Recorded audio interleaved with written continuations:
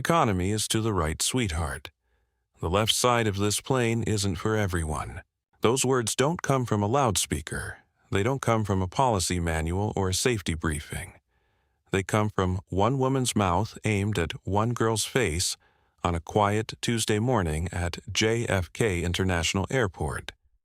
Diana Colton says them clearly, without lowering her voice, without any concern for who might be listening. She looks directly at the teenager in front of her. 19 years old, oversized cream hoodie, dark jeans, worn white sneakers. And she makes a decision in under 3 seconds. Not based on the boarding pass in the girl's hand. Not based on the confirmation number on her phone. Based on what she sees. Based on what she assumes. Based on everything she has been wrong about her entire career gathered into one fatal moment of certainty. She is wrong. She will spend the rest of this morning finding out exactly how wrong. Here is what Diana Colton does not know as she stands in the jet bridge of Meridian Airways, Flight 104, 2 blocking a teenager's path to Seat 1.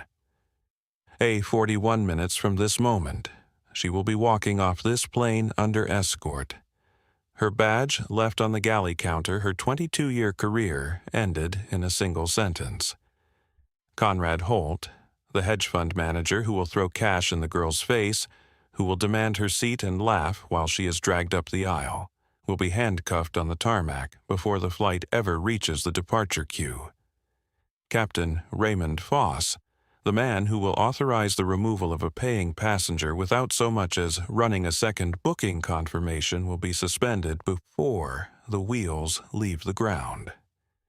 And the girl, the one Diana is looking at right now, like she wandered in from the wrong terminal, like she is a problem to be redirected, like she is anything other than exactly where she is supposed to be, is the reason every single one of those things happens.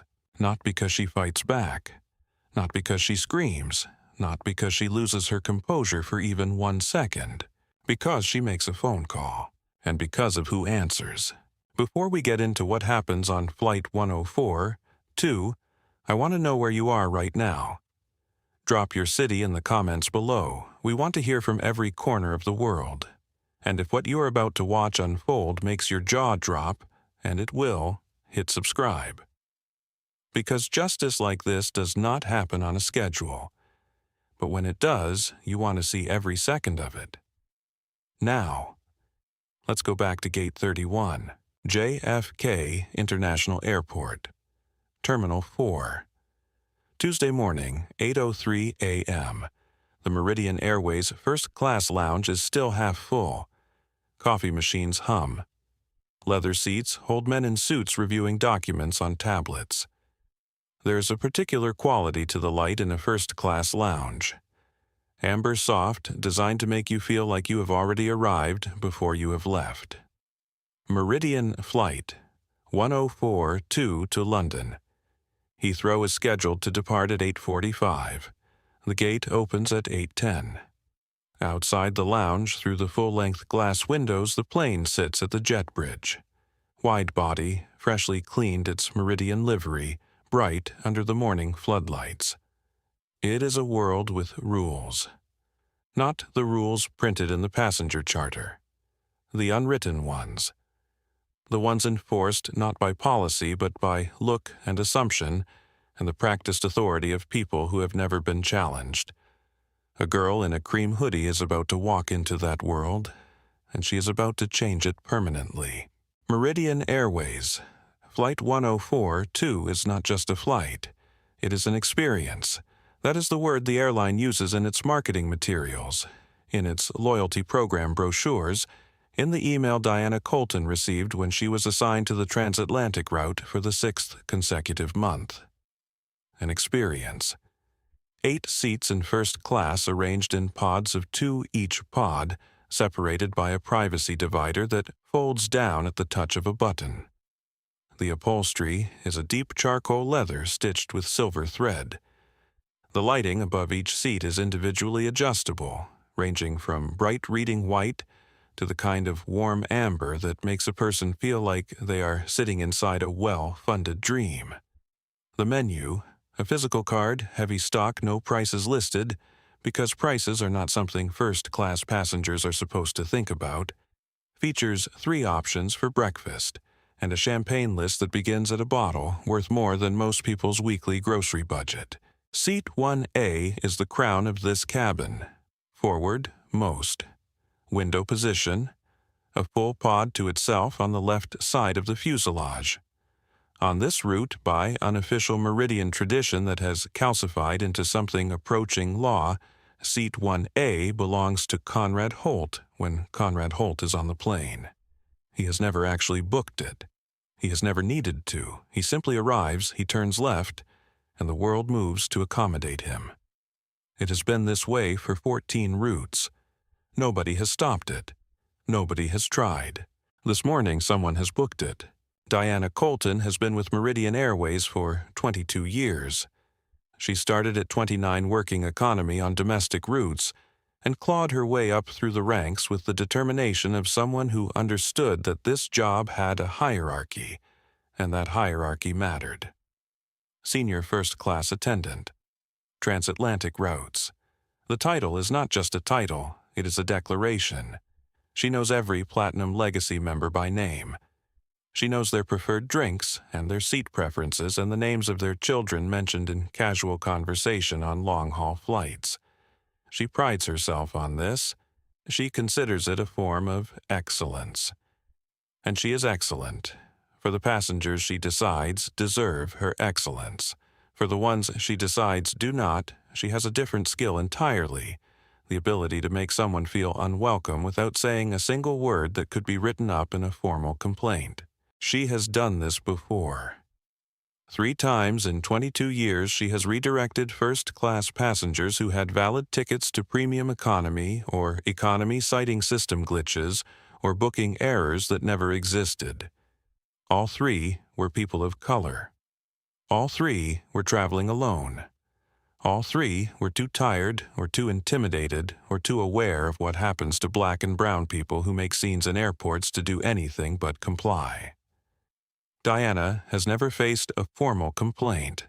She has never faced a disciplinary review. She has received in the past year alone 4 commendations from Platinum Legacy members praising her service and her maintenance of the cabin standard. She has internalized those commendations as proof that she is right about things.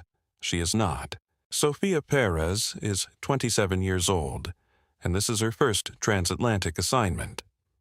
She has been with Meridian for 2 years, working domestic routes out of Miami and Atlanta, and she earned this rotation through consistently high passenger satisfaction scores and 1 letter of commendation from a passenger who said Sophia was the only crew member on a delayed flight who bothered to bring snacks to the economy section without being asked.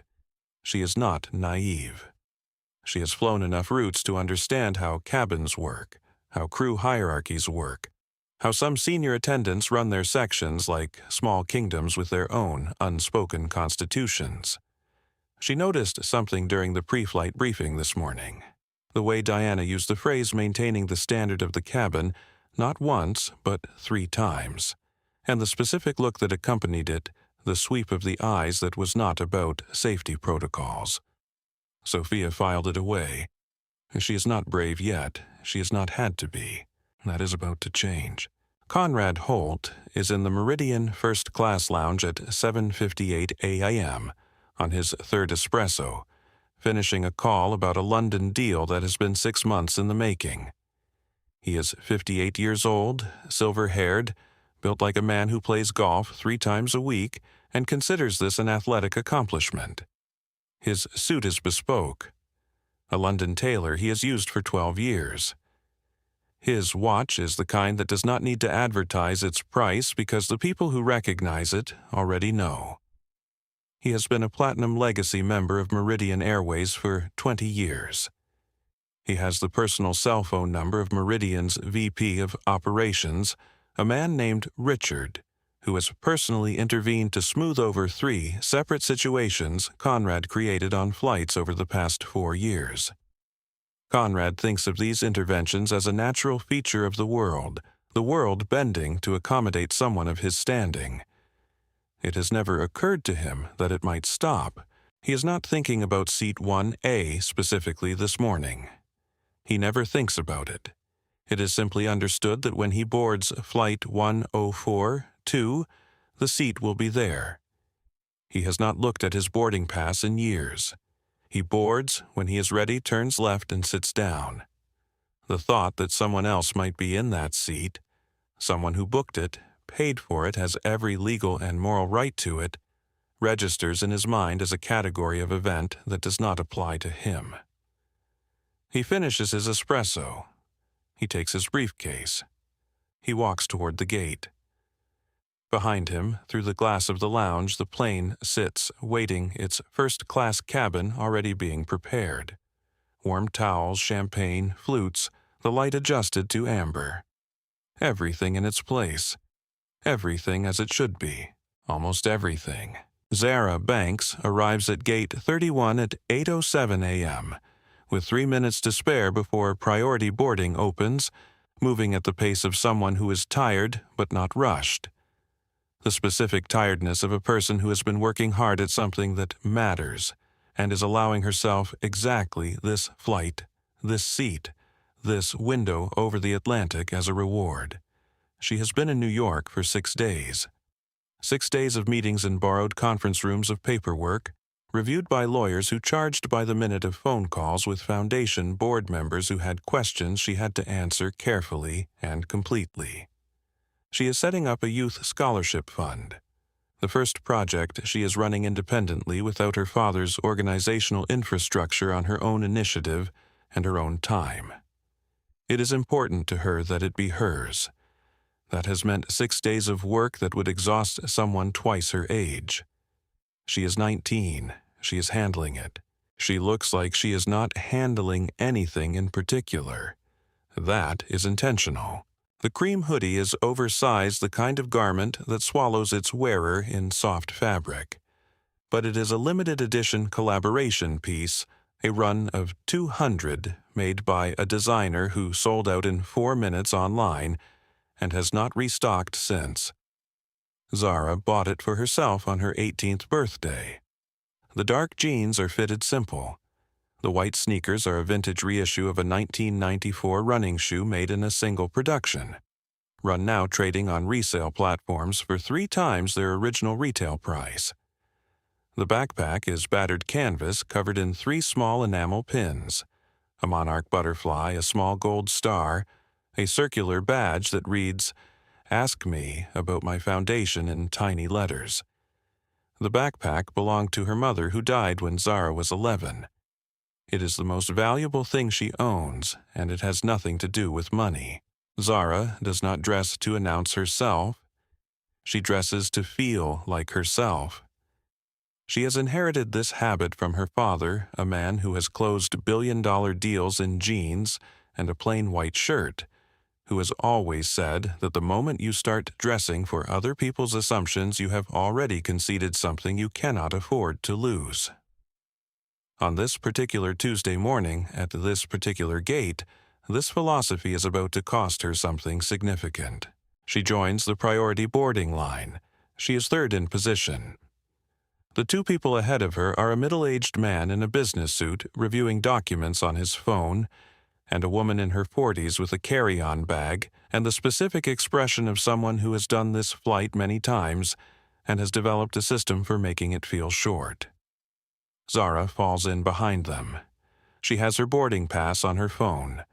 Digital, clear, seat 1A highlighted in blue. She checks it once, then puts her phone in her hoodie pocket. She shifts the weight of the backpack on her shoulders. She looks at the plane through the terminal window. She thinks 6 more hours and I am done. She thinks I earned this seat. She has no idea what is waiting on the other side of the jet bridge door. Diana Colton clocks Zara Banks the moment she steps onto the jet bridge. This is not a figure of speech. Diana is standing at the galley entrance inside the aircraft door visible from the top of the jet bridge, and she watches every first-class boarding passenger with the attention of someone running a continuous assessment. The business-suited man, Platinum Legacy. She knows his name. She has already prepared his scotch. The woman with the carry-on gold member window seat in row 3. The girl in the cream hoodie unknown. The read takes less than 2 seconds. Young, black, casual clothes, no visible markers of the demographic Diana has spent 22 years curating. Diana steps forward. She does not think of what she is about to do as a decision. She thinks of it as management. She steps directly into Zara's path at the junction of the jet bridge and the aircraft door. Her smile is in place. The smile she has worn for 22 years, the one that looks warm from a distance and reveals nothing up close. She tilts her head slightly. She says it clearly without lowering her voice so the people behind Zara can hear, "Economy is to the right, sweetheart. The left side of this plane isn't for everyone." Zara stops. She is tired. She's been awake since 5:30. She has not eaten since a granola bar at 6. Her ankle has been slightly sore since she twisted it, stepping off a curb in Midtown yesterday. She is carrying 6 days of work in her body and in her backpack, and she was 30 seconds ago thinking about the window seat and the clouds and the 6 hours of legitimate rest that were almost within reach. She looks at Diana, not with anger, with patience. The particular patience of someone who has encountered this shape of moment before and has developed a relationship with it. Not a comfortable one, but a functional one. She reaches into her hoodie pocket and pulls out her phone. She opens the Meridian app. She holds the boarding pass screen toward Diana without a word. Seat 1A, the name Z. Banks, the confirmation number, the date, the flight. Diana looks at the screen. Something moves across her face. Not doubt something more like recalibration, the expression of a person who expected a simple redirect and is now faced with a complication. She does not step back. She calls it a system glitch. She says the system has been acting up all morning. She says standby tickets sometimes get assigned to premium seats when there is an error in the overnight update. She says it with confidence, as if she has read this from a manual, as if it is a known thing. It is not a known thing, it is an invention. Then she reaches out and takes Zara's phone from her hand without asking. The gesture is so quick and so practiced that it takes a half-second for the wrongness of it to register. Diana holds the phone up and squints at it, not at the screen, but at the phone itself, as if the phone might be forged. Other first-class passengers stream past. Some glance at Zara standing in the jet bridge with her arms at her sides, her property in someone else's hands. Most look away. At the galley entrance, Sofia Perez watches. She sees Diana take the phone. She sees Zara's expression, the careful, controlled steadiness of a person who has decided not to give anyone the satisfaction of a reaction. Sofia's smile falters. She keeps it in place, but just barely. 3 minutes pass. 4. Diana walks to the cabin's check-in terminal with Zara's phone. She runs the confirmation. The system does what the system does, it confirms. Zara Banks, seat 1A, booked 6 weeks prior, paid in full, no errors, no standby flag, no glitch. Diana looks at the screen for a moment. Her jaw moves slightly. She picks up the phone. She walks back. She hands Zara the phone without apology, without acknowledgement that she was wrong, without anything. She holds it out like she is returning a piece of evidence that did not quite prove what she needed it to prove. Zara takes it. She waits. Diana says, "You can sit." But I want to be very clear. If I hear one word of trouble from that seat, if you disturb any of our other passengers, I will have you reclassified as a disruptive passenger before we are even airborne. That is my authority on this aircraft. Do you understand? Zara looks at her for a long moment. Then she says, "Understood." Just the one word. She walks past Diana into the first-class cabin. She finds seat 1A. She sits down. She puts her backpack in the overhead bin.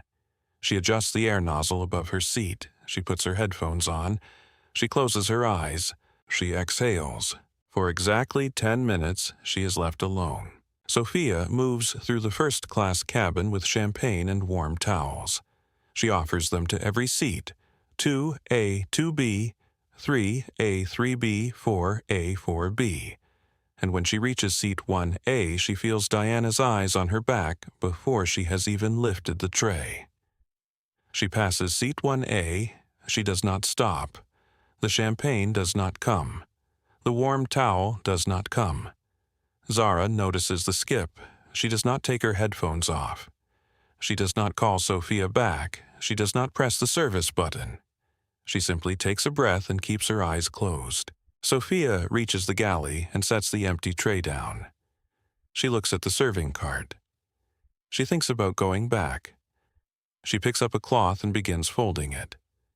Diana appears at her elbow. "Good pass," Diana says quietly, and her voice carries exactly the approval of a person who is glad you chose the correct side. Sophia folds the cloth. She does not look up. Inside her chest, something tightens in a way she will not be able to name clearly until much later, but that she will remember for the rest of her career. 10 minutes is how long peace lasts on Flight 104-2. 10 minutes of Zara with her eyes closed, her headphones on the ambient hum of the pre-flight cabin around her. The soft conversations, the hiss of the air system, the distant sound of economy class filling in behind the curtain. 10 minutes of Diana managing the front cabin with practiced warmth, pouring champagne for the man in 2A, whose name she knows, and whom she calls by his first name, Thomas, a name she has memorized from the manifest the same way she has memorized the preferred drinks and seat preferences of every Platinum Legacy member on this route. Thomas drinks scotch before noon on long-haul flights. She has it ready before he finishes sitting down. Seat 1A receives nothing. Not the champagne, not the menu card, not the warm towel that Sophia delivered to 6 of the 7 other seats and then carried back to the galley still folded. Diana does not acknowledge seat 1A as she passes. She doesn't look at it. She doesn't not look at it. She simply moves past it the way you move past furniture, as if it does not register, as if there is no one sitting there, as if the human being in the seat has already been categorized in a file labeled not applicable. The man in 2A, Thomas Garrett, 51, portfolio manager, quarterly traveler on this route, glances at Zara's empty champagne flute when Diana passes him his scotch. He looks at Diana's retreating back. He looks at the flute. He looks at his newspaper. He reads 3 sentences and then stops reading. He folds the newspaper and puts it on his lap. He does not say anything yet, but he is watching. The woman in 3B, Rebecca Alvarez, 44, magazine editor making this crossing twice a year for a decade, opens her laptop and begins working. She does not notice what is happening in seat 1A immediately.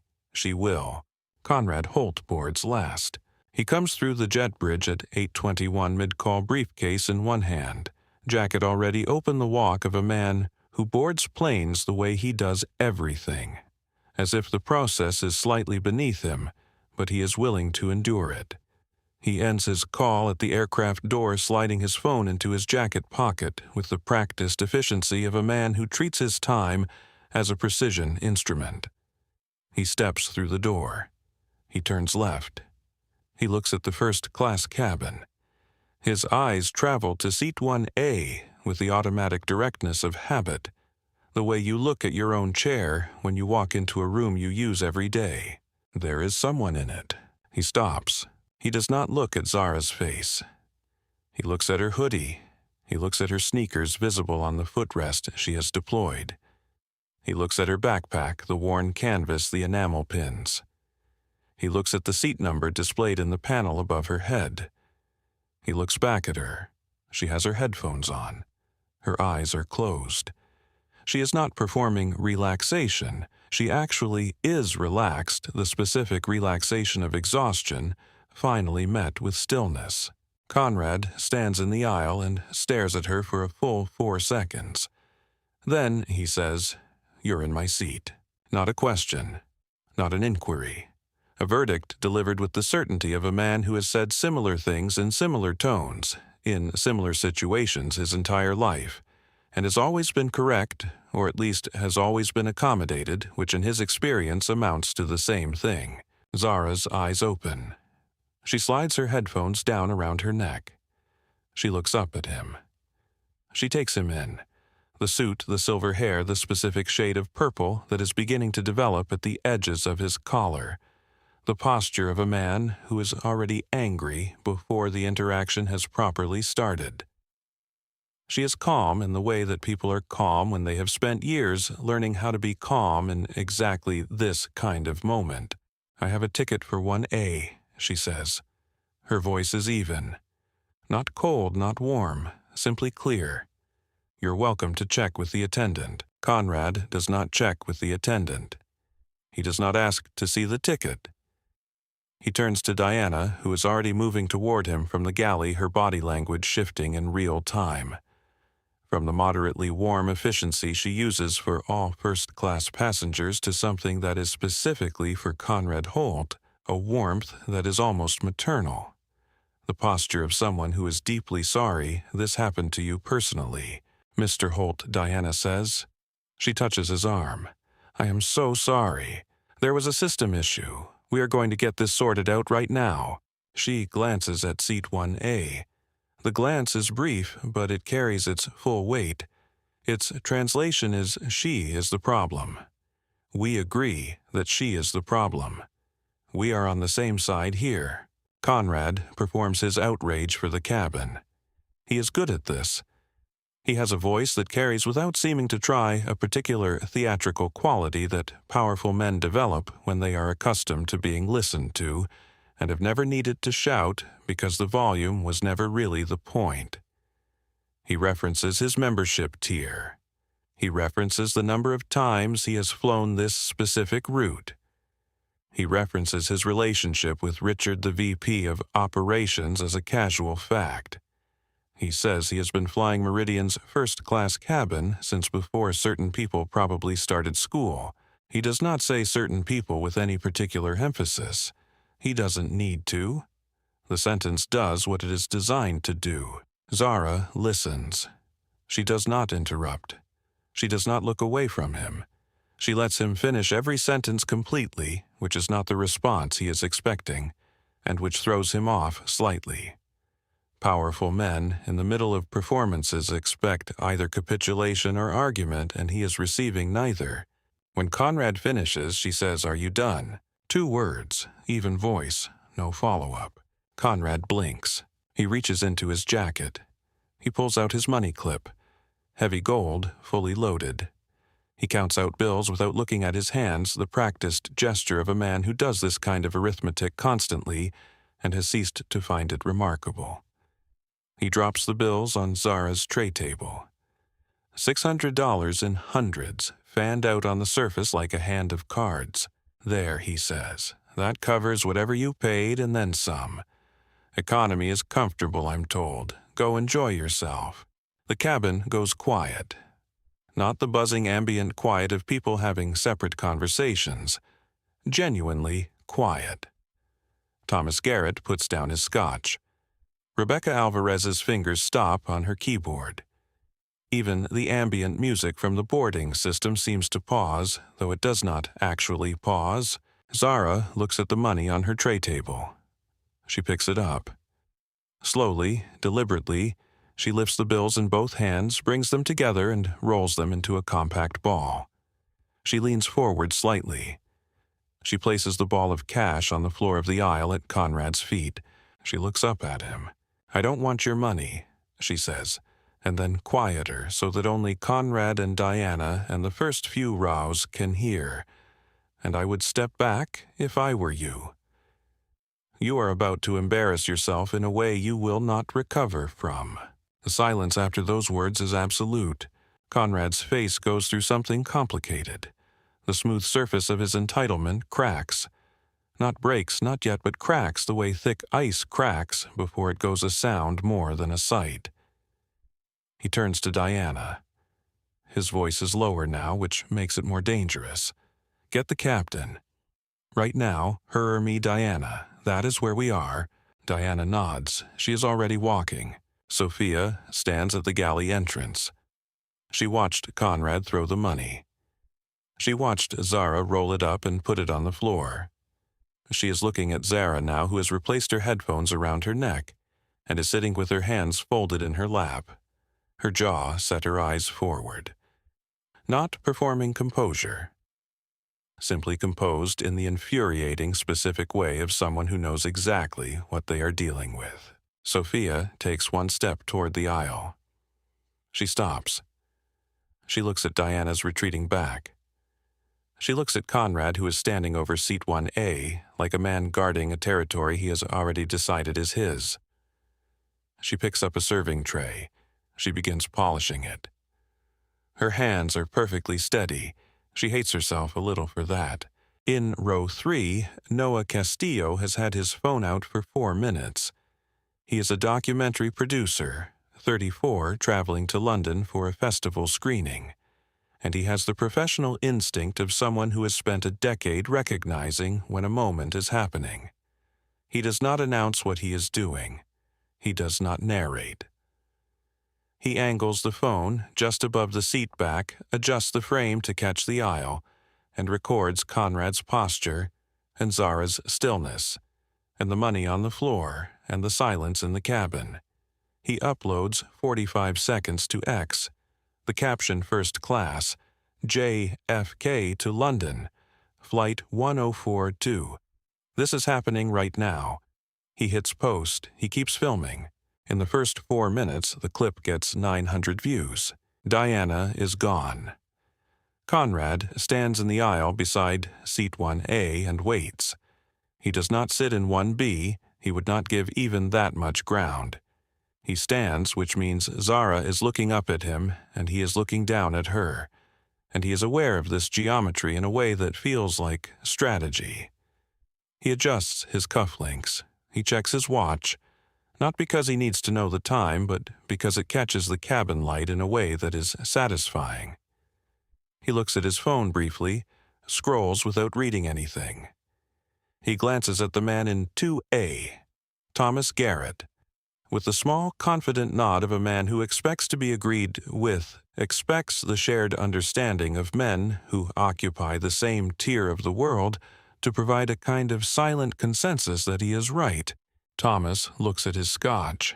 Conrad turns back to Zara. He lowers his voice now. Not from kindness.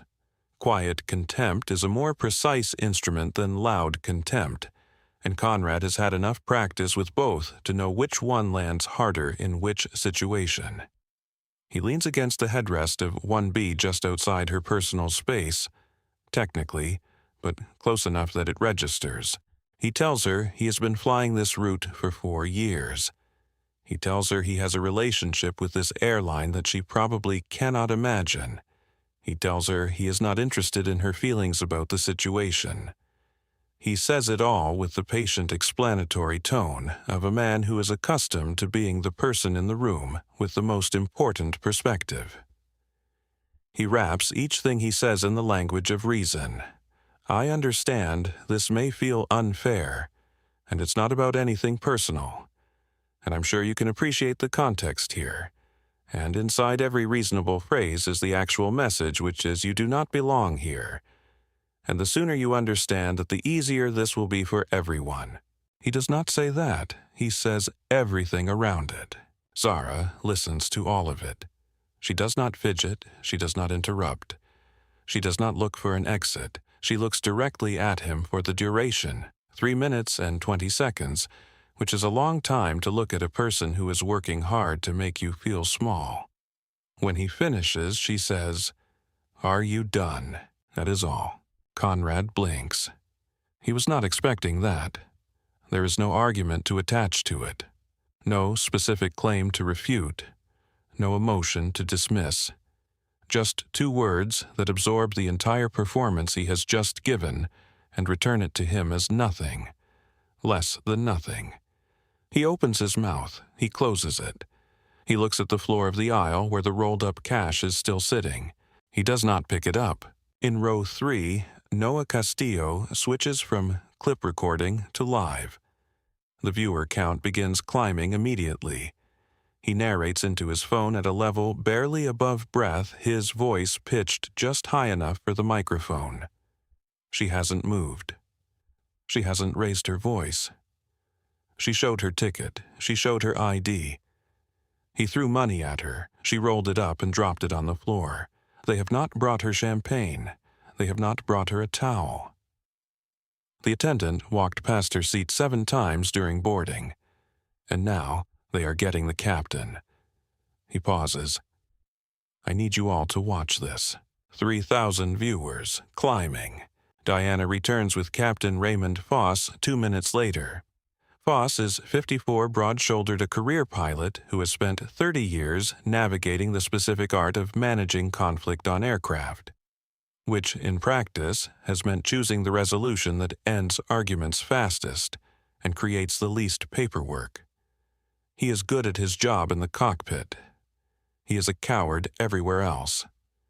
He walks into the first-class cabin, and he makes his calculation before he has fully processed the situation, before he has asked a single question, before he has seen a boarding pass or a confirmation number or any piece of evidence at all.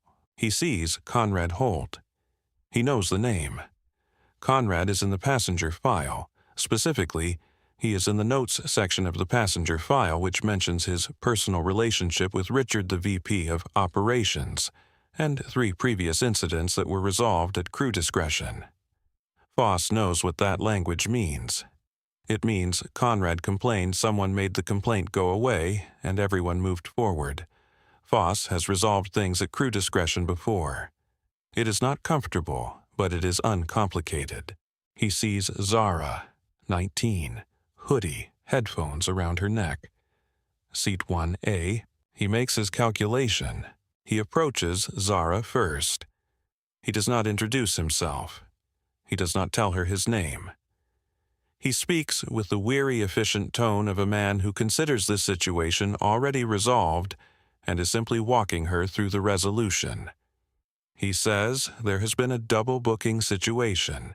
He says Meridian values all its passengers. He says he would like to offer her a seat in premium economy with a full refund of the fare difference and a travel voucher for her next flight. Zara looks at him. There is no fare difference, she says. I am in my seat. I have a valid ticket. My name is in your system. Run the booking confirmation again. Foss glances at Diana. Diana gives the smallest, almost imperceptible shake of her head. It is the shake of a person saying, "Don't engage with that." Foss looks back at Zara. "Ma'am, I'm going to need you to cooperate with the crew." "I am cooperating," Zara says. "I am sitting in the seat I booked and paid for.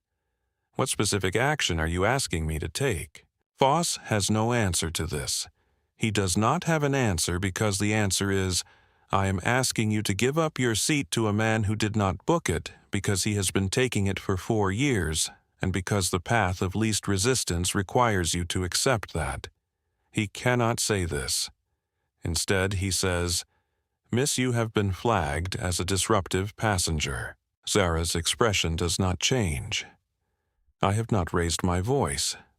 I have not touched anyone. I have not moved from this seat since I sat down. What disruption, specifically, am I being charged with?" Diana steps in. Failure to comply with crew instructions. Zara looks at Diana. "I haven't received any lawful instruction. I've received an eviction attempt." At the galley entrance, Sofia Perez closes her eyes for exactly 2 seconds. She knows. She knows every word Zara just said is correct. She knows the booking is valid. She checked the manifest herself during the pre-flight preparation this morning, saw Z. Banks, in seat 1A, noted it as the only name in first class she didn't recognize, and moved on. She knows what is happening here is not policy. She knows it is not protocol. She knows it is the specific cruelty of people who have power using it against someone who shouldn't have to prove she belongs, but does not have the kind of power that makes the proving unnecessary. She moves toward the aisle. She takes 2 steps. Diana's eyes find her from across the cabin with the precision of a sniper. The look says, "Do not." It says, "You are on probation in this rotation." It says, "I have been doing this for 22 years, and you have been doing this for 2, and if you want to still be doing it tomorrow, you will stand where you are." Sophia stops. She returns to the galley. She picks up a cloth and begins folding it. Her hands are steady. She will be ashamed of those steady hands for a long time. Conrad, emboldened by Foss's presence, moves closer to seat 1A. He does not touch Zara. He is careful about that. But he puts his hand on the headrest of 1A, his palm flat on the leather, and he leans over her.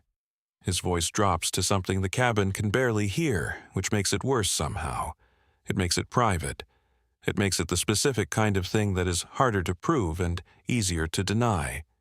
He says, "You are ruining a dozen people's morning because you couldn't just do what you were told. I don't know who you think you are, but this is the real world. In the real world, there are people this seat was built for. Look around you." Zara looks at his hand on her headrest. She looks up at him. 5 seconds of silence that feel like 5 minutes. "Then remove your hand from my seat." He does not. She reaches into her hoodie pocket for her phone. Conrad's hand moves from the headrest to the tray table, covering her hand, pressing down, not grabbing technically, but blocking. The cabin collectively inhales.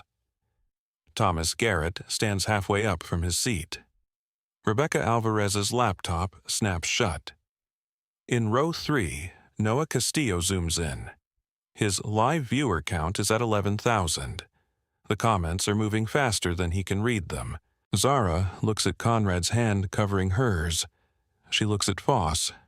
She looks at Diana. She speaks to all 3 of them at once, her voice carrying clearly to every seat in the first-class cabin. "This is your last chance to correct what is happening here. All of you. I am telling you now. This is the last chance." She looks at each of them in turn. Nobody moves, nobody speaks. Nobody does the right thing. She nods once slowly. Noted. She pulls her hand free. She gets her phone out. She begins to dial. Diana shouts into her crew communicator security. "Now." Diana moves to the crew intercom before the echo of her own voice has faded from the communicator. She picks up the handset. She presses the button that broadcasts to the entire aircraft, all cabins economy through first 312 passengers total plus crew. Her voice goes out clean and professional over the speaker system, the voice she has used for 2 decades, the voice of institutional authority. "This is your senior first-class attendant.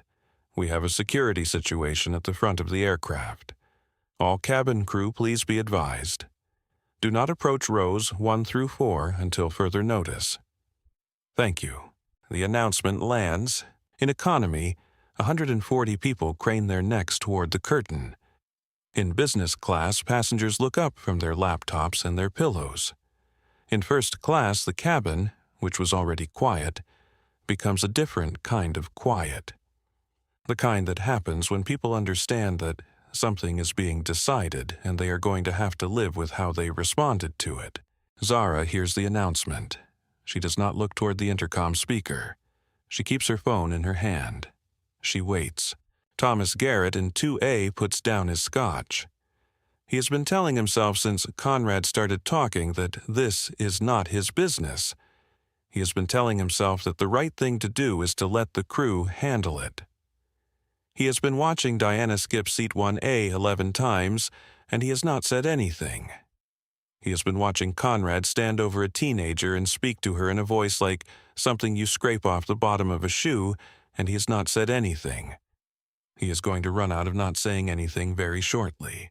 He looks at Diana, who is already moving with her communicator to the galley. He says clearly to her back, I saw her boarding pass. It said 1A. This seems like a straightforward booking matter. Diana turns. She deploys the smile. Sir, I appreciate your concern. This is a crew matter. Thomas holds her gaze for a moment. He says, I'm a Platinum Legacy member too, Diana. In case that affects how you hear this. Diana's smile does not move. She turns back to the galley. Rebecca Alvarez in 3, B closes her laptop completely and sits up straight. She looks at Zara. She looks at Conrad, who is still standing in the aisle with the posture of a man who has decided he has won. She says louder than Thomas, loud enough for the front 4 rows. She has been sitting there quietly since she boarded. He is the one making a scene. That seems like the relevant fact here. Conrad turns to her. His voice drops to the tone he uses when he wants to communicate that someone has miscalculated their standing in a conversation. This doesn't concern you. Rebecca Alvarez looks at him without blinking. She has been in editorial meetings with people who use that tone. She is not impressed by it. It does, now she says. The older man in 4A, gray-haired, quiet, a retiree named Bill Monroe, who has not said a word since boarding, speaks. He speaks simply without elaboration. 3 words. This is wrong. He looks at Foss when he says it.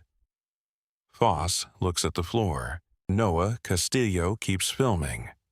His live stream is at 14,000 viewers now, and climbing with the specific acceleration of something that is tipping from interesting to can't look away.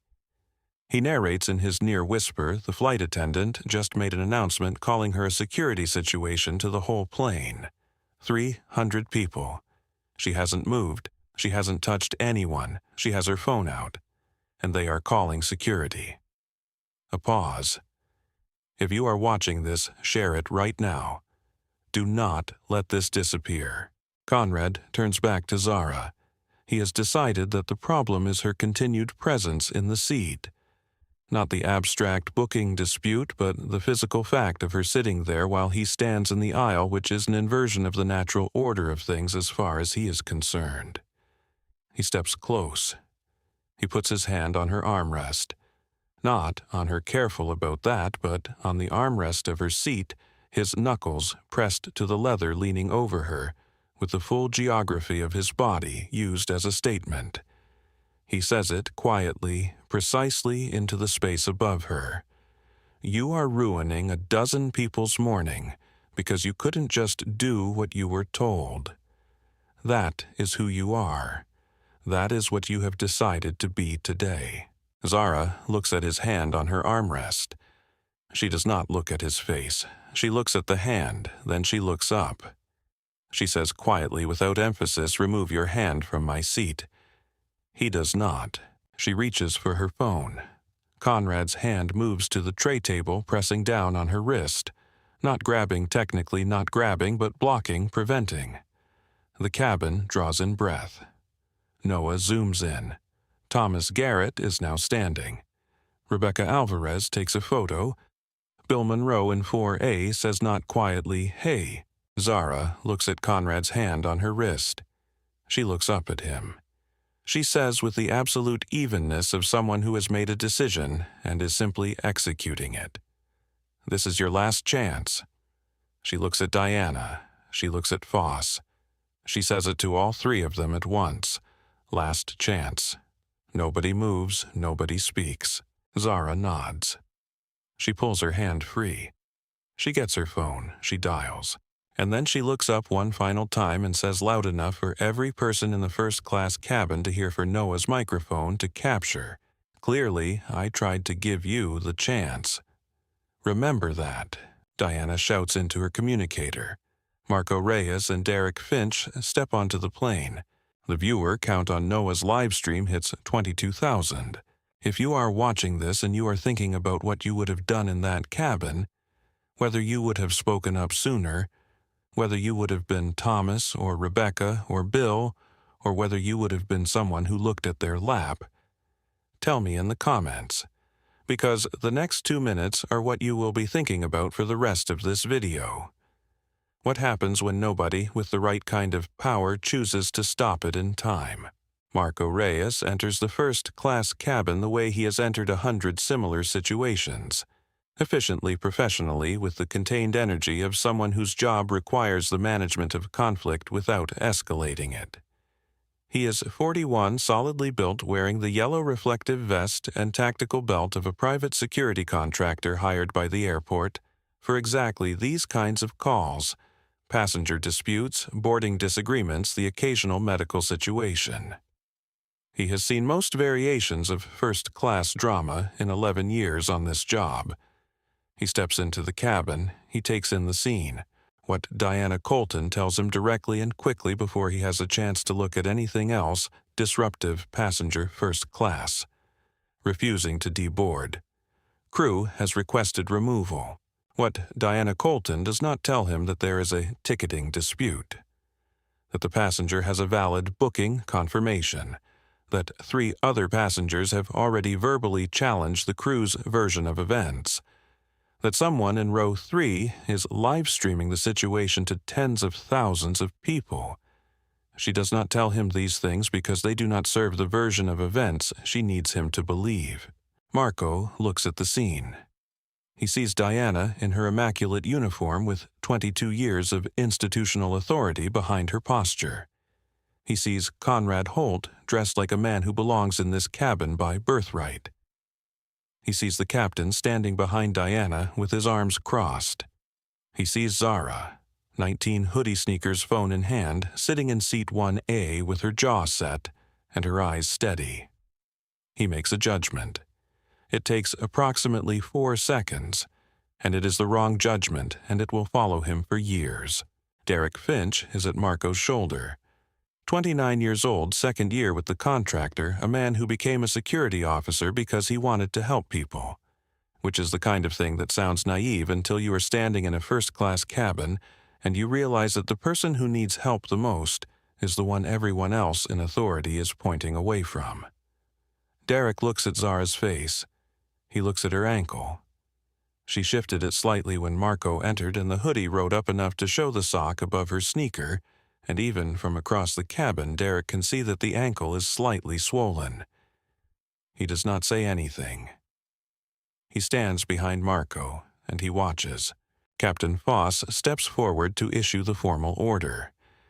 He does this with the specific verbal efficiency of a man who wants this to be over quickly. He invokes captain's authority. He recites the aviation provision that allows a captain to remove a passenger deemed disruptive from an aircraft. He delivers it flatly, quickly, the way you read terms and conditions, the way you say the words while communicating that the words are a formality, and the outcome was decided before you began speaking. Zara looks at him while he speaks. She waits until he is done. Then, you are removing me from a seat I paid for because a man who is not the captain and not on the crew manifest told you to. That is what you are doing. I want you to say that back to me. Foss's jaw tightens. He does not say it back. He nods at Marco. Zara looks at her phone. 3 seconds. She presses the speed dial. She looks at Sophia, who is standing at the galley entrance, not moving. Eyes down. Zara looks at her for exactly 2 seconds. Not with accusation, just with the careful attention of someone noting what they see. Then she speaks into the phone, quietly, the 3 sentences she has been holding in reserve. Dad. Flight 1042. Gate 31. I need you. The phone call connects on the second ring. It rings a 3rd time. Marco's hand closes on her shoulder. Derek Finch hears what Zara said into the phone. He watches Marco's hand close on her shoulder. He looks at her face. She does not flinch. She does not pull away. She goes still in the way that is not submission, but is something that stops Derek's hands from moving toward her left arm the way he is supposed to. He looks at the passengers. Thomas Garrett has his own phone out now.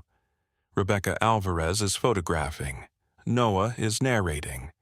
Bill Monroe in 4A has stood up from his seat, completely hands at his sides, and is watching Marco with an expression that does not invite anything comfortable. Derek is supposed to reach for Zara's left wrist. That is his role in this. He knows what is expected. He knows the protocol. He stands there for 3 seconds that feel like a full minute, and he does not move. He thinks about the word Dad. He thinks about the phone on its 3rd ring. He thinks about the ankle. He thinks about the look on Zara's face, not frightened, not broken, waiting. Like someone who knows something. He thinks, I am about to do something I cannot take back. He reaches for her wrist. He grabs it. The phone falls. Sofia Perez watches the phone hit the floor of the first-class cabin. She watches the screen crack at the corner. She watches the call timer on the cracked screen. Connected running. She watches Marco pull Zara by the shoulder, and Derek pull Zara by the wrist, and she watches the moment Zara's headphones slide off her neck and clatter against the seat frame, and something in Sofia Perez breaks open. She steps forward. Past Diana, past Foss, into the aisle. Her voice comes out clear, not loud, not shaking, clear. Her ticket is valid. I checked the manifest this morning. Seat 1A is registered to Z. Banks, that is her seat, and you are removing her without cause. Diana turns on her with the specific fury of someone whose plan is being disrupted by the person they most needed to remain silent. You are this close to the end of your career, Sofia. Back to the galley. Now. Sofia looks at her. Then, at least I'll know what I chose. She turns to Marco. You are removing a paying first-class passenger with a valid booking confirmation. I am a crew member on this aircraft, and I am formally telling you this removal is without cause, and I'm requesting that it stop. Marco hesitates. His hand on Zara's shoulder loosens by perhaps 20%. He looks at Sofia. He looks at Diana. He looks at Foss. Diana says without a flicker of doubt, She is not your supervisor, I am. Remove the passenger. Marco completes the removal, and the phone on the floor of seat 1A keeps its screen lit. The call timer keeps running. Connected. In the cracked face of it, Zara's father's contact photo stares up at the ceiling of the first-class cabin, waiting for someone to speak. Marco has her right shoulder. Derek has her left wrist. The grip is professional. Not brutal, not gentle, the specific calibration of trained men following an order they are going to execute regardless of what their bodies are telling them about it. Zara does not scream. She does not thrash. She does not pull against the hands holding her. She goes still. The absolute, deliberate stillness of someone who has made a choice about how they are going to be in this moment. And the choice is, they will not take this from me too.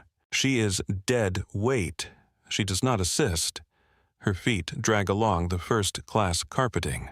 Charcoal wool blend, woven in a pattern that costs the airline $40 a square foot to maintain, now experiencing the specific indignity of being marked by the heels of a teenager's worn white sneakers.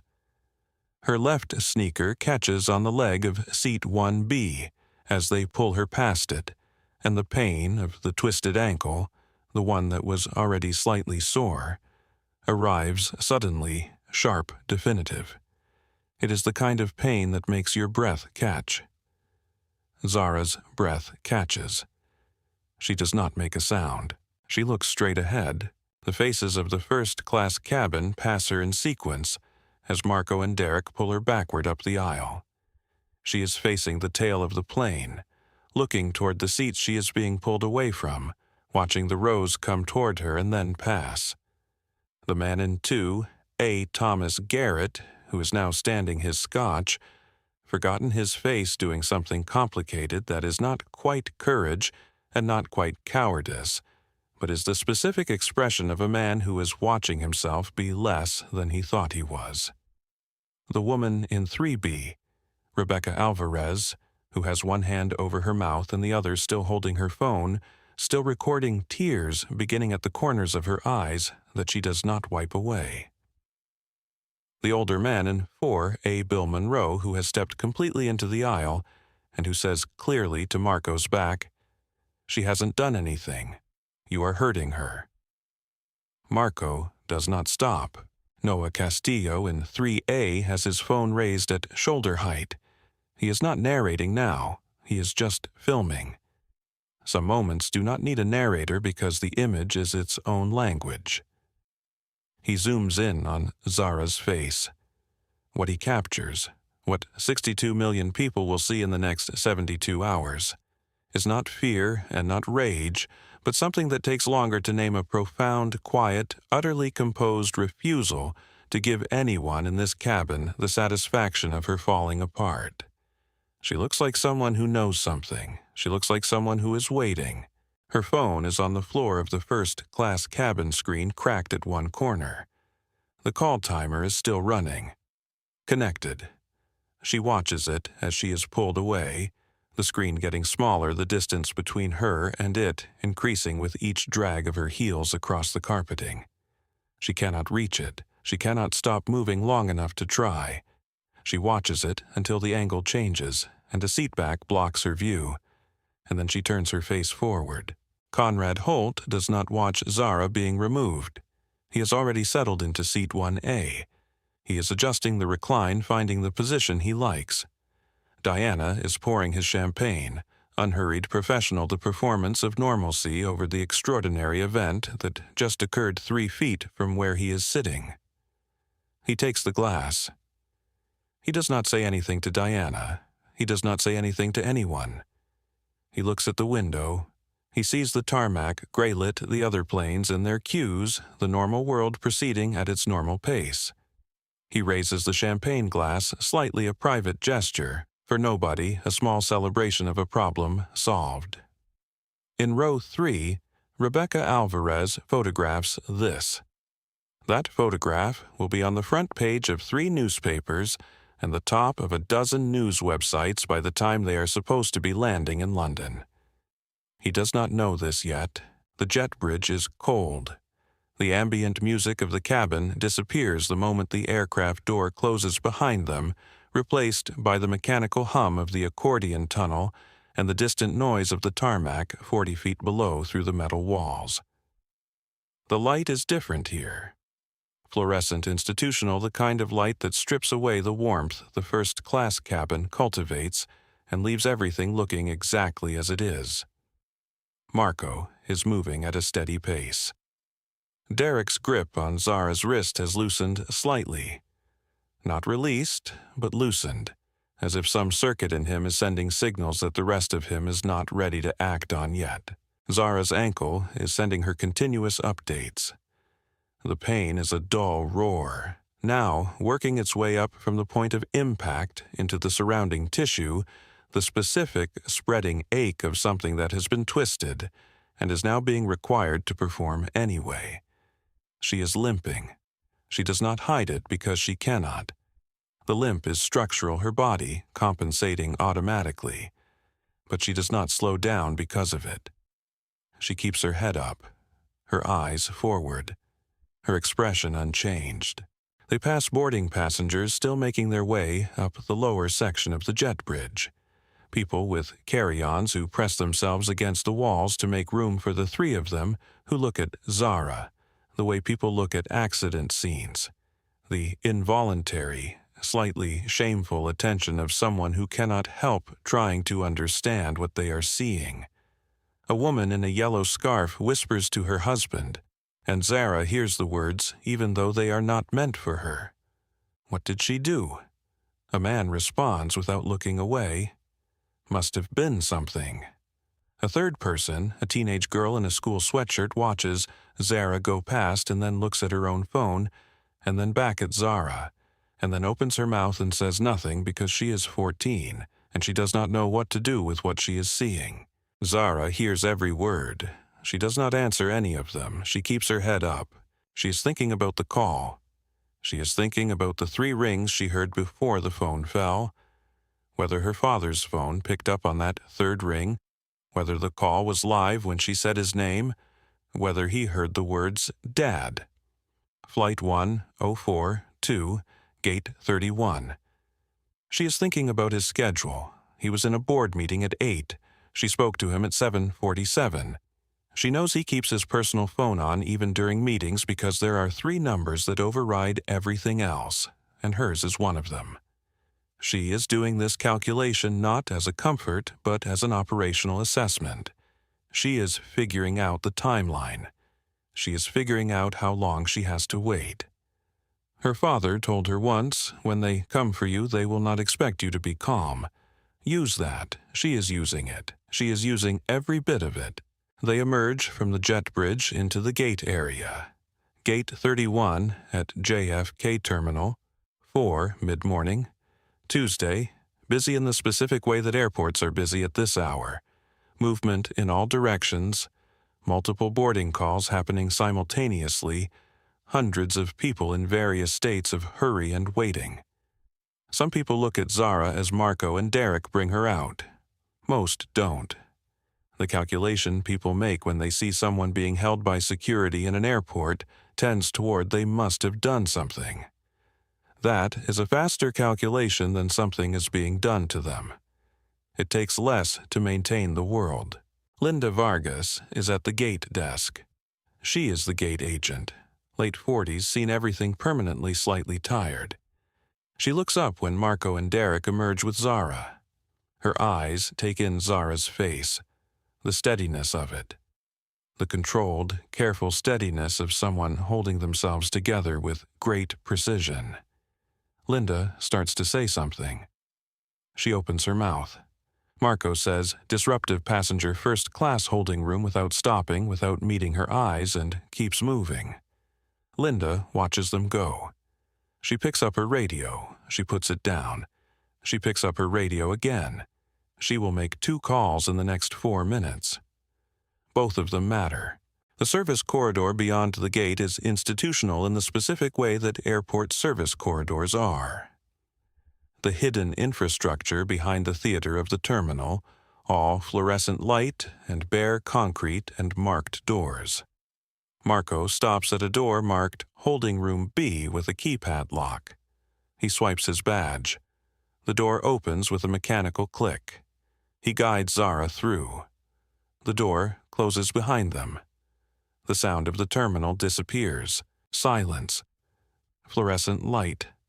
A metal table bolted to the floor. 3 metal chairs.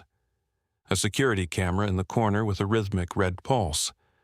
A half-empty water cooler against one wall. The room smells of industrial cleaner and stale air, and the specific atmosphere of a space where people are brought when someone has decided what they deserve. Zara sits down. She puts her hands on the table. She looks at the wall. There is a scuff mark on the beige paint above the table. Black rubber, the mark of something pushed too hard against the surface years ago and never cleaned away. She looks at it, and something shifts in her. Not breaks, shifts. And she goes somewhere else for a moment. She is 15 years old, and she is standing in the newsstand at Chicago O'Hare International Airport. And the feeling that is moving through her body right now, the specific warmth of it, the specific quality of being seen as something other than herself, of being reduced by a stranger's assumption to a category instead of a person, is the same feeling she is carrying in this holding room 4 years later, and several $1,000s of tuition later, and 1 foundation, and 6 days of New York meetings later, and the shape of it has not changed at all. It was the spring of her freshman year of high school. She had just been accepted into a junior scholars program at the London School of Economics, an 8-week summer program for high-achieving students from across the Americas, and Europe and Asia and Africa, 30 students selected from a pool of 4,000 applicants. She had applied without telling her father. She had worked on the application for 9 weeks in the evenings after homework, in the gaps between the other things that filled her days, and when the acceptance letter arrived in the email, she sat with it alone for 45 minutes before she called him. He had cried. Elijah Banks, who was worth more money than most people would see in 7 lifetimes, who had navigated boardrooms and acquisitions and the specific world of private equity for 3 decades, who was known in certain circles as the most composed man in any room he entered. He had cried at his daughter's acceptance email, which was not something he had planned, and which she would love him for the rest of her life for. They flew together. First class Chicago to London, her first international flight. She wore her best outfit, a fitted blue dress she had bought with her own babysitting money, her mother's small gold earrings, the good sneakers. Oh, she felt like herself. She felt like the version of herself she was becoming. She sat in the seat on the plane and looked out at the Atlantic starting beneath her and thought, I am going somewhere. I did something, and now I am going somewhere. At O'Hare during the layover, she went to the terminal newsstand alone. Her father was on a call. He had stepped into a corner of the gate lounge with his back to the concourse, his voice low, one of the calls that came in regardless of the occasion. She had told him she was going to get a book for the flight. She had wandered into the newsstand and was standing in the paperback section, running her fingers along the spines of things looking for something that would last 8 hours. The security guard appeared at her elbow. He was in his 50s. He had the specific manner of a man who considered his authority self-evident, and the extension of it unremarkable. He did not touch her. He said, "You doing okay there, hon?" She said yes. She was just looking for a book. He said, "You meeting someone?" She said her father, he was just outside. He looked past her toward the gate lounge and then back at her and said, "Okay, why don't we just wait for him together, then make sure everything's clear?" Not a question. He positioned himself between her and the exit of the newsstand. Not blocking it, not quite, just present. Just there. And she stood in the paperback section of a newsstand at Chicago O'Hare with a book in her hand about a girl who sails around the world alone. And she felt the walls of the space change around her. She felt herself become visible in the wrong way. The way that makes you smaller, not bigger. The way that says you are being watched because you are suspected. And the suspicion is not based on anything you have done. Other customers moved through the newsstand around her. A white woman with a carry-on browsed the magazine rack 2 feet away and was not approached. A man in a suit picked up a newspaper and paid for it without anyone hovering. She stood there 15 years old with her good dress and her mother's earrings and her acceptance letter to the London School of Economics on her phone, and she waited for her father. Elijah came in 4 minutes. He walked in from the gate lounge with his phone in his hand.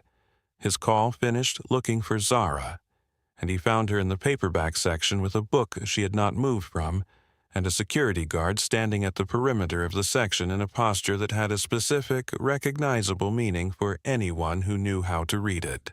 He read it in approximately 2 seconds. The guard's demeanor changed the moment Elijah appeared. It changed completely cleanly without transition. One moment, the practiced vigilance, the next, the professional deference of a man who has decided this situation does not require his attention after all. He stepped back.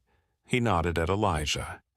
He walked away without a word of explanation or apology, the way a wave recedes. Elijah watched him go. Then he looked at Zara. She was still holding the book. She hadn't moved. She was looking at the floor.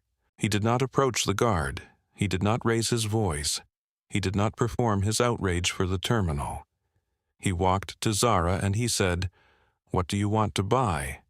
She said the sailing book. He paid for it. They walked to the gate.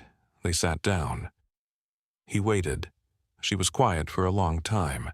Then she said, "I felt like I didn't belong there." He was quiet for a moment. Then he kneeled down. He actually kneeled down on the airport floor in his suit, in his good shoes to get to her eye level. And he said, "You belong everywhere." What just happened is about his limits, not yours. But I want you to remember what this feels like. Not to carry it as pain. Carry it as information. information about a world that you are going to change. They got on the plane. She read the sailing book. The feeling stayed. The feeling became a question that she carried into everything that came after. How do you move through a world that keeps trying to make you into something smaller than you are? She spent the next 4 years working out different answers to that question. She built a foundation. She took on projects that were too hard. She flew commercial to New York alone and worked for 6 days in borrowed conference rooms. She came back through JFK in a cream hoodie with her mother's backpack, and she boarded a first-class flight because she earned it and she paid for it. And she sat in the seat she booked, and then it happened again. The same flavor of it, the same assumption. The same reduction of a person to a category, the same certainty that she was a problem to be managed rather than a human being to be served. Different airport, different face, different title on the badge, identical underneath. Zara blinks. She is in the holding room. The scuff mark on the beige wall, the fluorescent light, the metal table, the throbbing in her ankle. She is not 15 anymore. She is not standing in a newsstand waiting for someone to come and make the world rearrange itself around her presence. She has made a call. Her father is coming. But more than that, she understands something that Diana Colton and Conrad Holt and Captain Raymond Foss do not understand. They did not remove her from danger. They removed themselves from safety. They stepped off solid ground, and they are falling, and they do not know it yet. She is the ground, and she is exactly where she always was. She sits up straighter. She folds her hands on the metal table. She looks at the door. She waits. She is very good at waiting. She learned it young. The door opens. Marco Reyes comes back in with a stack of forms and a pen. He sets them on the table. He lists the charges he is logging: disruption of flight operations, refusal to comply with crew instructions, and, he says this carefully watching her face, a complaint forwarded by the passenger in seat 1A, alleging physical contact during the removal. An assault allegation from Conrad Holt against her. Zara listens to all of this. When he finishes, she looks at the security camera in the corner. She looks at Marco. She says, "I am not signing anything, and I need you to confirm that camera is recording, because you are going to want a complete record of this conversation." Marco looks at the camera. He does not respond. He opens his pen and begins filling out the form. The incident form has 7 sections. Marco begins at the top. Standard questions: name, age, purpose of travel, origin, destination. Zara answers each one clearly and completely. Zara Banks, 19 years old. Travel to London for personal business. Origin, New York. Destination, Heathrow. Her voice is even throughout. She does not elaborate beyond what is asked. She does not offer context he has not requested. She is precise, which is more unsettling to Marco than argument would be. Argument he knows how to handle. Precision in a 19-year-old who has just been removed from a plane is something he has not encountered before. When he asks how she acquired the ticket, she says, "My father arranged it." Marco writes this down. He looks up. "And your father is—" She looks at him steadily. "In acquisitions." He writes that down too. He moves to the next section. Derek Finch stands at the door. He has not moved since they entered the room. He has not spoken. He is looking at Zara's ankle, which is visible now. The sock has ridden down slightly and the swelling is clear, a puffiness above the ankle bone that was not there this morning. He thinks about the moment her sneaker caught on the seat leg. He thinks about the sound her breath made when it happened. That sharp, involuntary catch. He thinks about the fact that he is the reason it caught on the seat leg because he had her wrist and she couldn't adjust her stride. He says, "I can get some ice for the ankle." Marco gives him a sharp look. Derek meets it. He doesn't move, but he said it. The words are in the room. Zara looks at Derek. She does not thank him. She does not react with warmth or coldness. She simply notes it, the way a person notes information that may be relevant later. She files it under he knows. He knew before we got here and he did it anyway, but he knows. Marco pushes the confession form forward 15 minutes into the questioning. He explains what it is with the careful framing of a man who wants to present an unfair thing as a reasonable option. He says that the passenger alleging assault, Conrad Holt, has significant resources and is likely to pursue the matter formally. He says that an admission of booking misrepresentation, a much smaller charge, would likely cause Holt to drop the assault allegation in the interest of a clean resolution. He says the airport police are en route and will be there in approximately 20 minutes. He says her options narrow considerably once they arrive. He slides the form across the table. Zara reads it. She reads every line. She takes her time. Marco waits. Derek waits. The fluorescent light hums. The camera in the corner blinks its red pulse, steady and reliable. She puts the form back on the table, face down. "Mr. Reyes," she says, "that form states that I misrepresented my booking status. I did not misrepresent anything. My legal name is on the ticket. My identification matches the name on the ticket. The seat was confirmed as my booking by Meridian's own system. If I sign that form, I am stating that I did something I did not do. I will not do that." She folds her hands. "I understand you may be trying to help me, but a confession to a lie is not help." Marco leans back in his chair. He is quiet for a moment. Something is moving in him. Not quite doubt, but something adjacent to it. He looks at the form. He looks at Zara. He says, "Miss, I've been doing this job for 11 years. The people in uniform usually win these arguments." Zara looks at him. Usually she agrees, not always. Marco's radio crackles. He stands up, steps to the corridor, pulls the door mostly closed behind him. Through the gap, Zara can hear fragments. Another voice on the radio, words she catches in pieces, private terminal and advance team, and a name she can't quite make out. The pieces are enough. She watches the door. Derek watches Zara watching the door. 30 seconds, 40. Marco comes back in. He sits down. He does not pick up the pen. He looks at Zara with an expression that has changed. Not dramatically, not completely, but enough. The certainty is gone. In its place is something cautious, something recalculating. He says very carefully, "Miss Banks, can I ask you a question?" She waits. "What does your father do?" Specifically. Zara looks at him for a moment. The ghost of something, not a smile but the shape of one, moves across her face and is gone. "He's in acquisitions," she says again. "He acquires things." Marco stares at her. He opens his mouth, he closes it. Then the metal door to holding room B is thrown open with a force that makes Derek step backward, and Marco's hand go reflexively to his belt, and the water cooler in the corner rocks slightly on its base. The door swings fully open and hits the wall, and in the frame stands a man who fills it entirely. Not in the muscular, aggressive way, but in the way of someone whose presence takes up a specific quality of space that training and authority produce. 6'4", black tactical suit. No badge, a lapel pin, a small stylized eagle, an earpiece. 2 more men behind him identically dressed. Marcus Webb, head of Security Bank's Capital Group, former Secret Service, a man who has removed people from situations considerably more complicated than this one. Marco steps forward.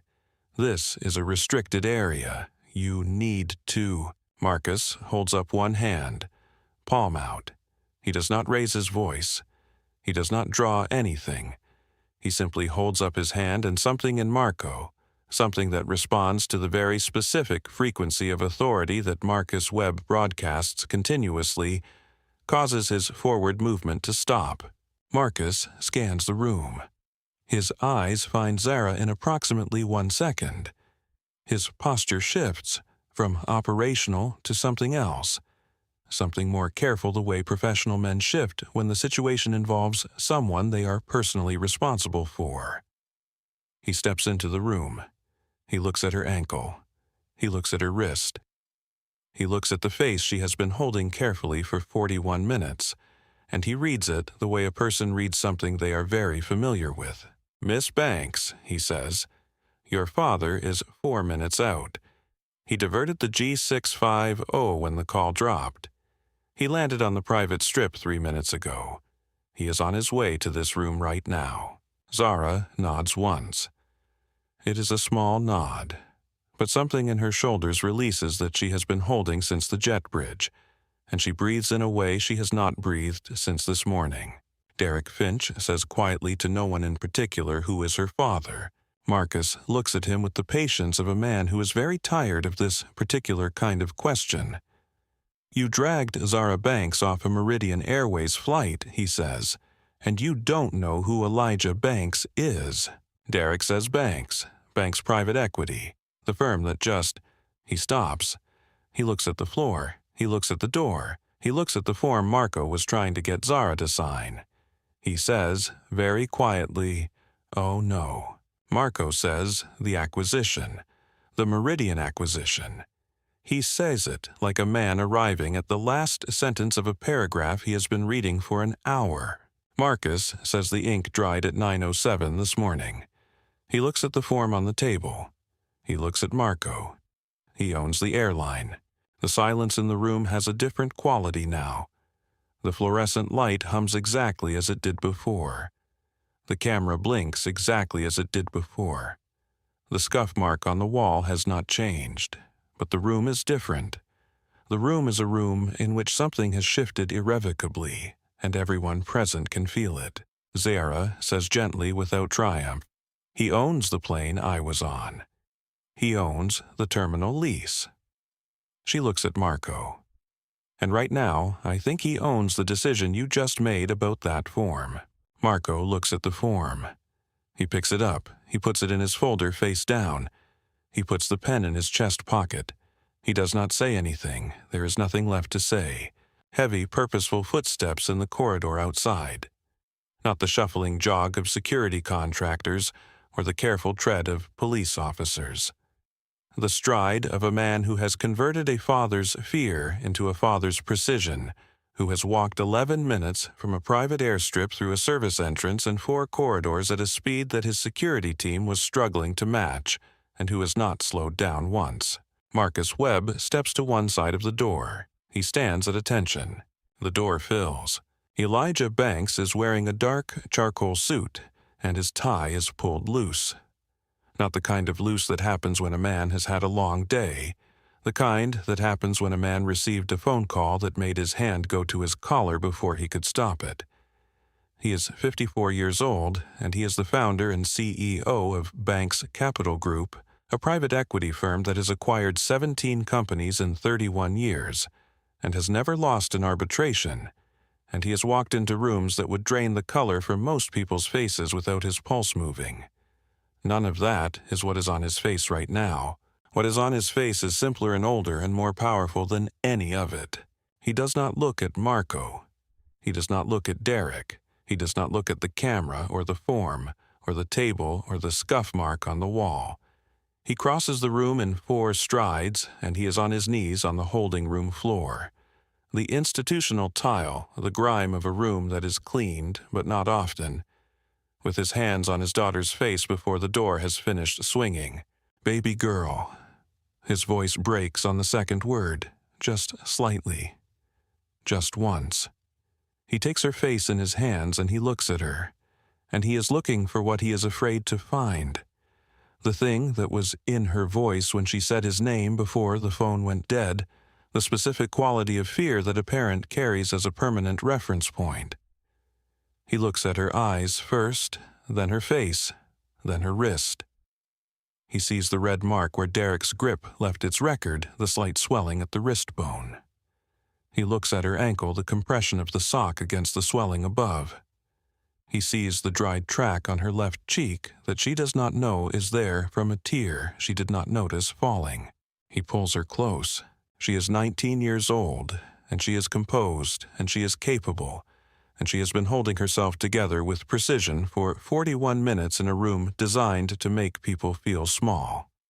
Her father's arms come around her, and she stops holding, not collapsing, releasing. A long, shaking exhale against his shoulder, the specific release of someone who has been managing something enormous and can now briefly put it down. He says very quiet into the top of her head, "I've got you, it's done."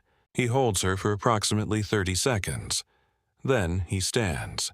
The transition is not gradual. It is not a performance. It is simply the natural motion of a man who loves his daughter with everything he has, and who also has a job to do, and the job begins now. He turns around. He looks at Marco Reyes and Derek Finch. He looks at them the way he looks at a balance sheet, completely without sentiment, registering everything. He walks to the table. He picks up the incident form. He reads it.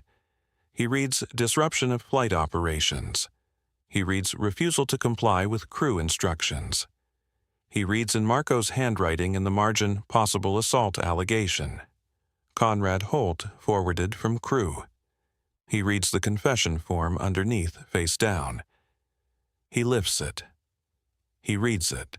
He puts it down. He looks at Marco. His voice, when he speaks, is quiet. Quiet in the way that certain very large things are quiet. Not from the absence of force, but from the complete sufficiency of it. "Which one of you put your hands on her?" The silence runs for 4 seconds. Then Derek raises his hand. Barely. A small lift of the fingers barely past the wrist, the gesture of a man confessing to something he has known all morning he would have to confess to. He raises his hand and holds it there and does not look away. Elijah looks at him for a long moment. He does not speak. He nods once. A single deliberate nod that is not absolution and not yet judgment, but acknowledgement of the particular kind that says, "I see you clearly, and we will return to this." He turns to Marco. "You gave the order." Marco says nothing. He has nothing to say. He has been in 11 years of this job, and he has never been in a room where silence was this specifically accurate. Elijah says, "I need the names of every crew member who participated in this decision. The attendant who made the intercom announcement. The captain who authorized the removal. The passenger who took my daughter's seat and filed the assault allegation." He pauses. "And I need them in the next 2 minutes." Marco opens his notebook. He gives the names. Diana Colton. Captain Raymond Foss. Conrad Holt, Platinum Legacy member, Seat 1A. Elijah takes out his phone. He speaks quietly, quickly. He does not look at notes. He gives instructions with the fluency of someone who has run organizations for 3 decades, and whose mental command of the operational landscape is total. Get Marcus Webb's team to Gate 31 immediately. Contact the tower. Flight 1042 has not taken off. Confirm its position. Pull the Meridian employee files for Diana Colton and Raymond Foss. Get Priya Okafor on the line. Have the board notification template ready for immediate distribution. He gives these instructions in 90 seconds. He does not repeat himself. He turns back to Zara. He looks at her face. The steadiness of it, the specific, quiet pride she is trying not to show the 19-year-old, trying not to look too pleased that her father showed up in 4 minutes. He knows that face. He has been making that face himself for 31 years when things go the way he planned them, and he is trying to be measured about it. He says, "Can you walk?" She says, "Yes." She means it. She is going to walk back into Gate 31, and she is going to walk down that jet bridge, and she is going to sit in Seat 1A if it is the last thing she does today. He reads all of this in the one word. He almost smiles. His phone. Priya Okafor's voice. Clear, sharp, already prepared Elijah. The acquisition is confirmed. Closed at 9:07. The filing is time-stamped and registered. You own the airline. Elijah, I know. I need termination documentation for 2 Meridian crew members, Diana Colton, senior first-class attendant, and Raymond Foss, captain. And I need a permanent ban notice for a passenger named Conrad Holt. A beat, Priya already drafted. I assumed. Another beat. Her voice shifts slightly, Elijah. Is she okay? Elijah looks at Zara, who is watching him with the particular attention she has always given to watching him work. The same attention she gave to it at 8 years old, and at 12 and at 15 in the newsstand at O'Hare, and now at 19 in this holding room. He says, she's better than okay, she's patient, which is more than I can say for me right now. He ends the call. Marcus Webb produces a compression bandage from the advanced team kit. He wraps Zara's ankle efficiently, professionally, without comment. She bears it without sound. Derek watches this and does not move and does not look away. He will give a full account of this morning in a deposition 6 weeks from now. He will describe this moment, Marcus Webb wrapping the ankle in the holding room, as the one that stayed with him the longest. He will say in the deposition under oath, she never complained about it. Not once. Not during the removal. Not in the holding room. I knew I had hurt her, and she never gave me the satisfaction of letting me know how much. Elijah offers Zara his hand. She stands. She puts weight on the ankle, and her face tightens for a fraction of a second, and then smooths. She adjusts the backpack on her shoulder. The battered canvas, the enamel pins her mother's bag. She squares her shoulders.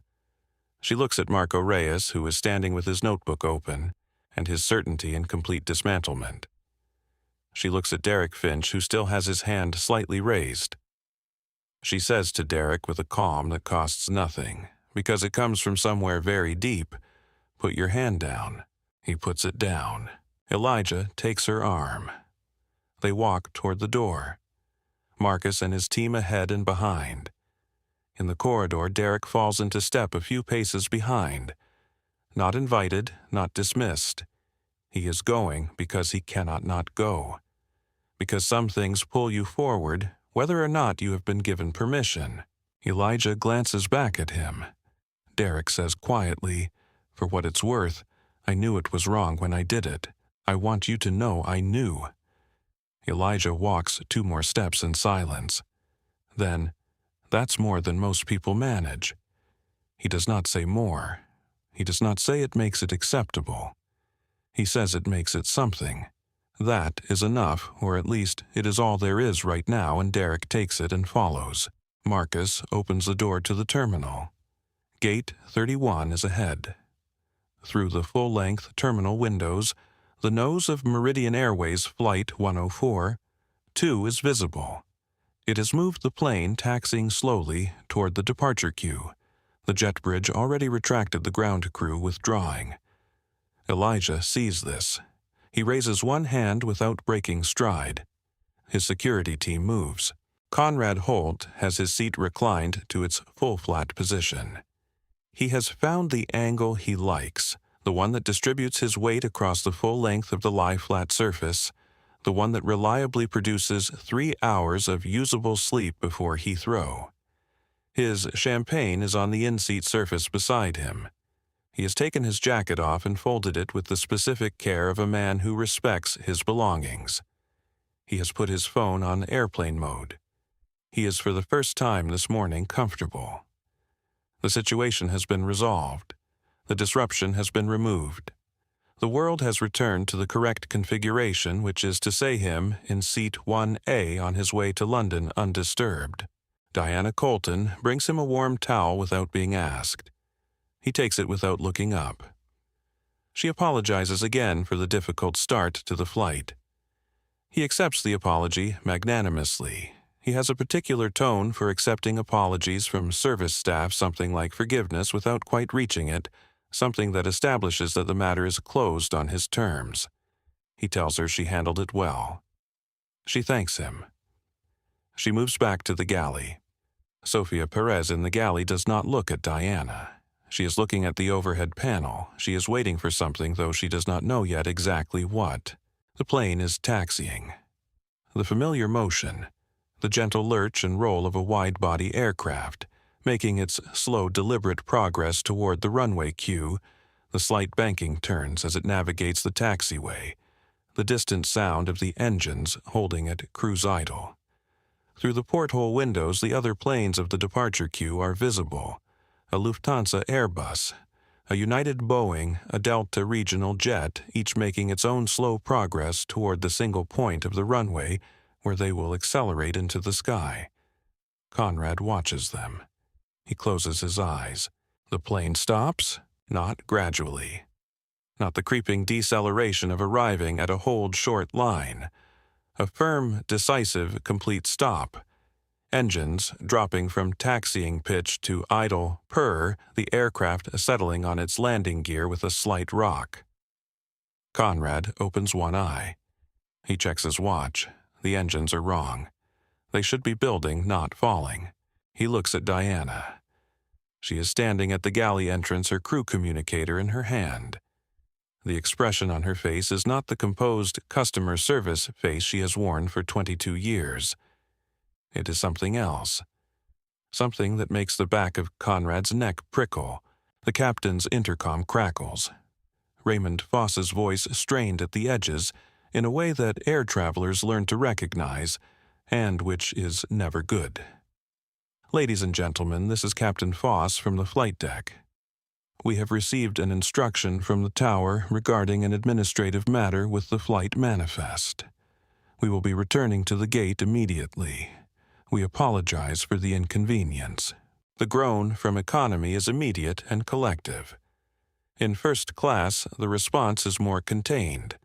Controlled irritation, the specific displeasure of people who have expensive events awaiting them in London and who consider delays a category of personal affront. Thomas Garrett in 2A puts down the newspaper he had just picked back up. Rebecca Alvarez in 3B opens her laptop and then closes it again. Conrad sits up completely. His voice is sharp. What administrative matter?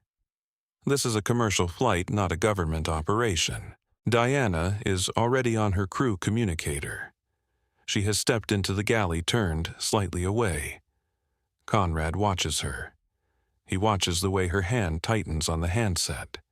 He watches the color change in the back of her neck. He cannot hear what she is being told. He watches her say quietly, "What do you mean?" "Ownership." Then, "The acquisition." That was a private equity. When did? Then nothing for 20 seconds while she listens. Then he's here. Her hand goes to the galley wall. Not bracing herself. Steadying herself. The two motions look the same from the outside, but they are completely different. Sophia watches this from 2 feet away. She looks at Diana's face when Diana turns back. She has never seen Diana Colton look like this. She looks like a person who has just been told the ground under them is not ground. Sophia takes out her phone. She opens the Meridian internal employee portal. She navigates to announcements. At the top of the list, posted at 9:07 a.m., is a banner she did not see when she was running through the pre-flight checklist this morning. Meridian Airways, change of ownership notice. Banks Capital Group. Effective today, 9:07 a.m. The announcement is 3 paragraphs. She reads the first sentence 3 times. She looks up. She looks at seat 1A, where Conrad Holt is sitting with the specific authority of a man who has never had the seat taken from under him. She looks at the jet bridge outside the porthole window, now beginning its slow extension back toward the aircraft door. She thinks about the manifest she checked this morning. Z. Banks. Seat 1A. She thinks about Diana telling her to keep walking. She thinks about the 2 steps she took and stopped. She picks up the crew intercom handset. Diana sees her do it. Diana says, "Sophia, don't." Sophia looks at her. She presses the button. Her voice goes out to the full aircraft. "This is Sophia Perez, First Class Crew, Meridian Airways Flight 104-2. I want to address all passengers directly." She does not look away from Diana while she speaks. Earlier this morning, a passenger was removed from this aircraft who held a valid ticket for her assigned seat. The removal was carried out at crew direction, and I was part of the crew that failed to stop it. I should have said something sooner. I did not. I am sorry for that. What happened this morning was wrong, and the passenger it happened to was right. And I am asking you to know that. She puts the handset down. The cabin is silent. Conrad stares at her. His mouth is open slightly, which is not an expression his face makes often. Diana is completely still, her hands still on the galley wall, looking at Sophia with something that has moved past fury into something that has no clean name. The specific look of a person who has just watched the last piece of the structure they built fail.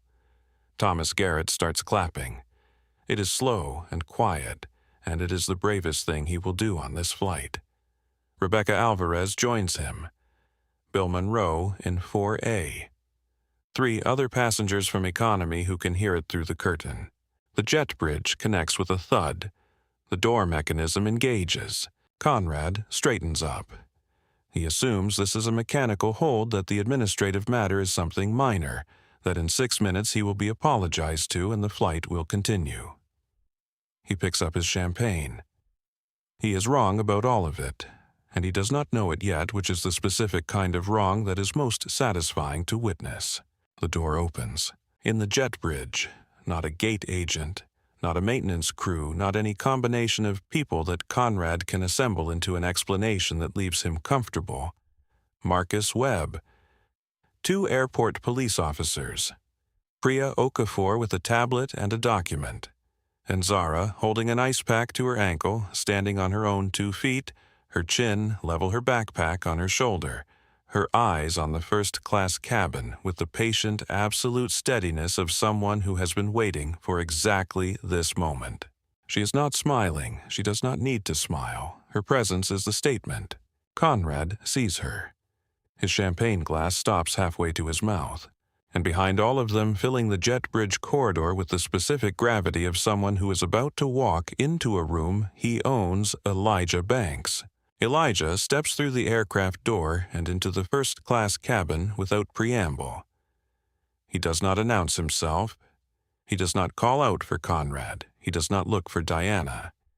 He simply steps through the door and into the space, and the space changes in the way that spaces change when the person with the most actual authority in them has just walked in. He walks down the center of the first-class cabin slowly. He looks at everything. He looks at the 8 seats, who is in them, what they are doing, the champagne glasses and the warm towels and the specific configuration of comfort that has been maintained for Conrad Holt while a teenager was dragged out the door. He looks at the floor where Zara's phone landed and cracked.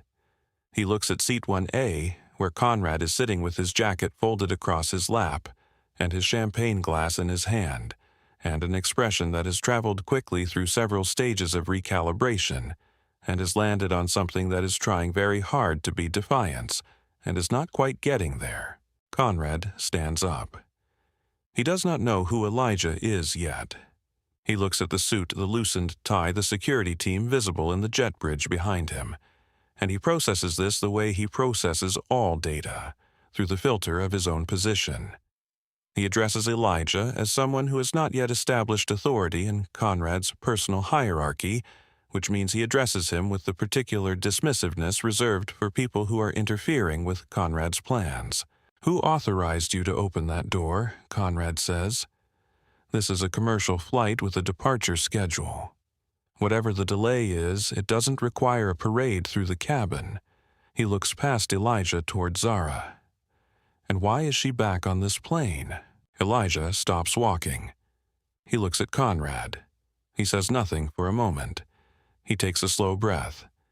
Then he says with the specific quietness of a man who has absolute certainty and does not need volume, "Get out of my seat." Conrad blinks. "Excuse me." Elijah says, his voice rising enough to reach every passenger in the first-class cabin and through the drawn-back curtain that someone has pushed aside to watch. Every curious face from business class and the first rows of economy get out of my seat.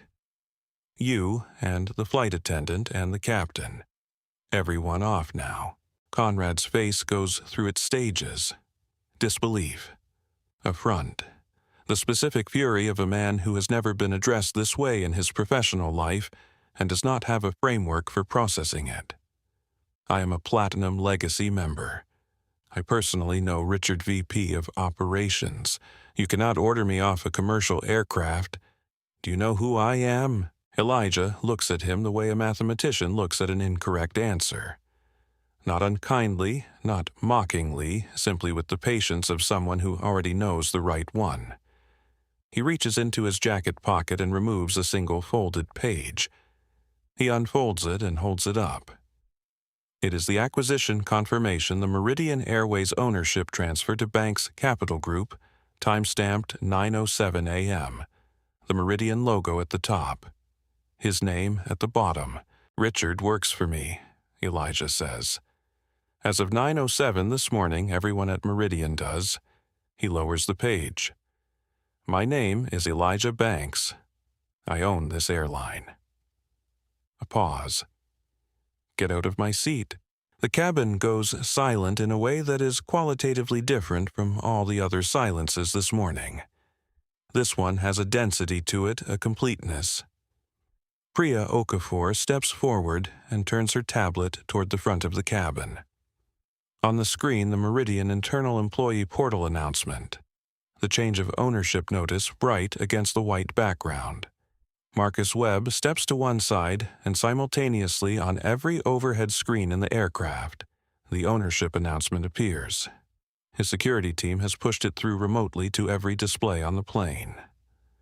In first-class economy business class, 312 passengers watch it appear at the same moment. Thomas Garrett sets his scotch down for the last time. Rebecca Alvarez takes a photo. Noah Castillo, who has been live from row 3 this entire time, says into his phone in the reverent voice of a person witnessing something they will be describing for the rest of their life, he owns the airline. She is the owner's daughter, and they dragged her off the plane. Conrad looks at the screen. He looks at the page in Elijah's hand. He looks at Zara standing in the jet bridge entrance holding her ice pack, watching him with the patient, complete absence of anything that looks like satisfaction, and the presence of everything that looks like I knew. He says, you bought it. The words come out differently than he intended. Smaller. Elijah says I bought it to grow it. My first act as owner will be cleaning it. He turns to Zara. Is this him? Zara looks at Conrad. She looks at seat 1A where Conrad's jacket is still draped. She looks at the champagne glass in his hand. She says, that's him. She looks at Diana, who is standing at the galley wall with her hand still on the surface, her face a landscape of consequence. And her. Elijah turns to the 2 airport police officers. I would like to file a formal complaint against Mr. Conrad Holt for assault of a minor and creation of a hostile environment aboard a commercial aircraft. I would like him removed from my property immediately. He is trespassing. He looks at Conrad. Your ticket has been refunded.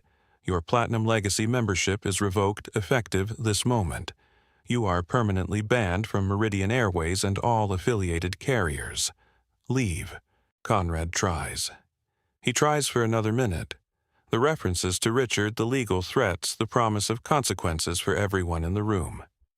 His voice is louder than it was when he was dismissing Zara, which means it is less controlled, which means the confidence is performance now rather than foundation.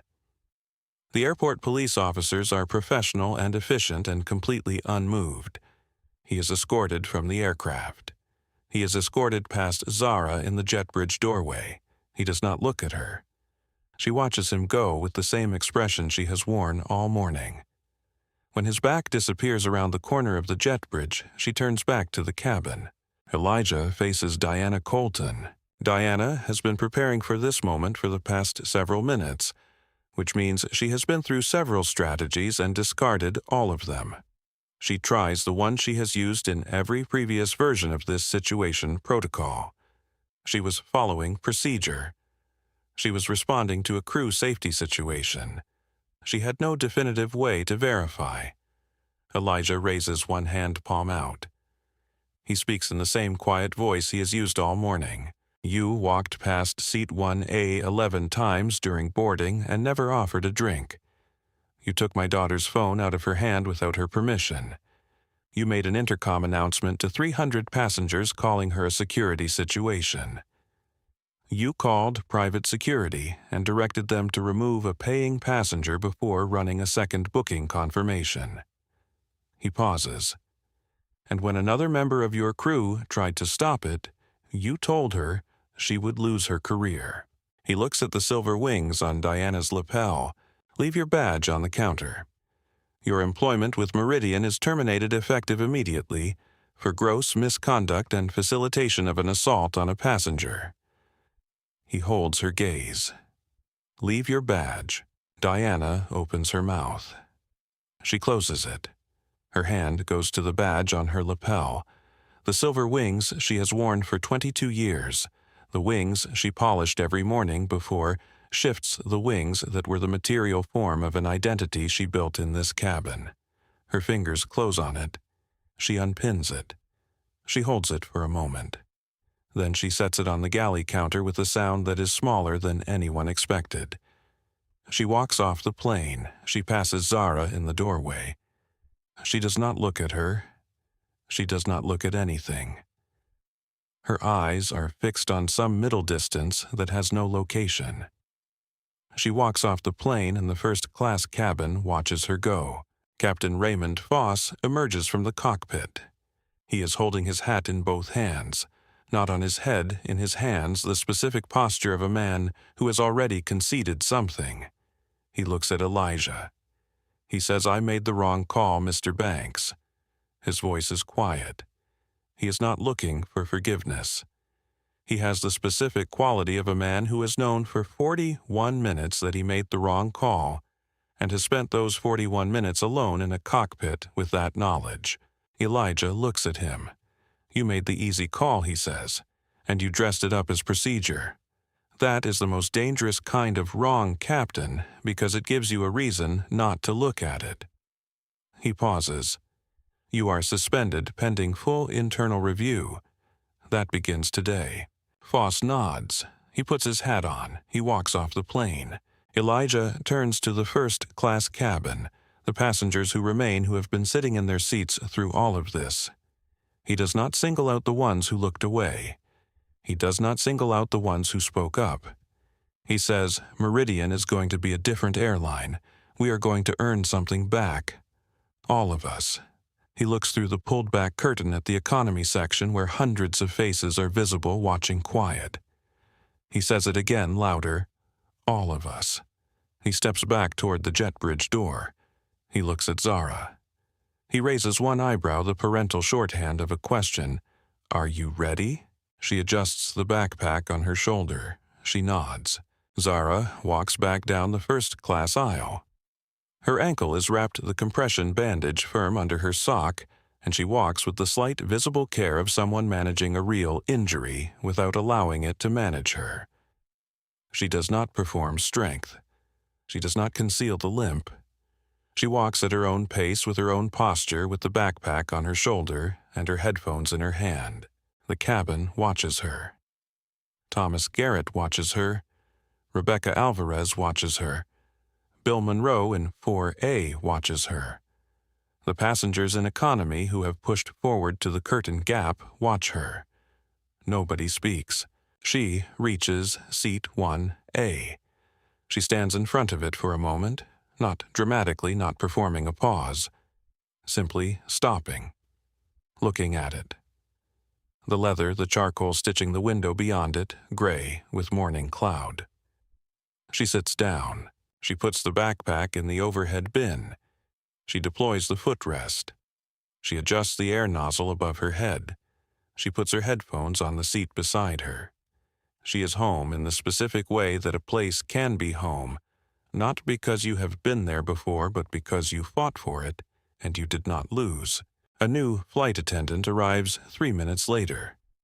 Young, breathless, the slightly windswept look of someone who ran from wherever they were assigned to fill an emergency coverage slot. She introduces herself as Camille. She looks at seat 1A with enormous care, the way you look at something fragile or important. "Miss Banks," she says, professional and warm at once. "Can I get you anything?" Zara considers.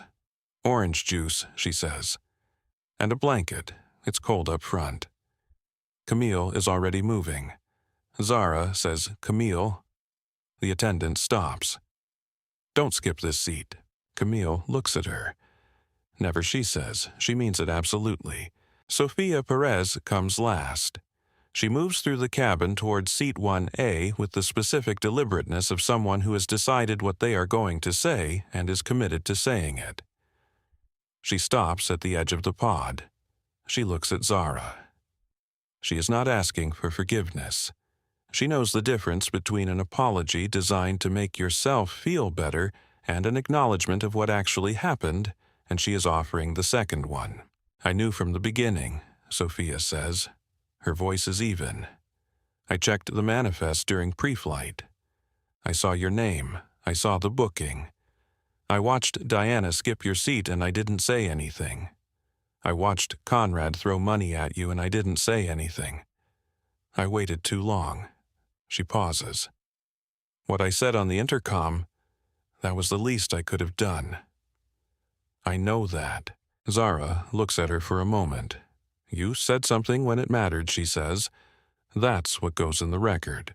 It is not more than that. It is enough." Sophia straightens her uniform. She nods once. She goes back to work. The plane pushes back for the second time. New captain, arranged by Priya Okafor in 20 minutes, flat a senior Meridian pilot who boards quickly and quietly, and asks no questions, which is exactly the right call. New crew covering Diana's position. Camille returns with orange juice in a real glass, not a plastic cup, and a blanket that is warm from the warming drawer. She sets them down at seat 1A without fanfare. Zara puts her headphones on. She looks out the window. The tarmac is gray and ordinary under the overcast morning, the runway stretching out ahead of the taxiing plane.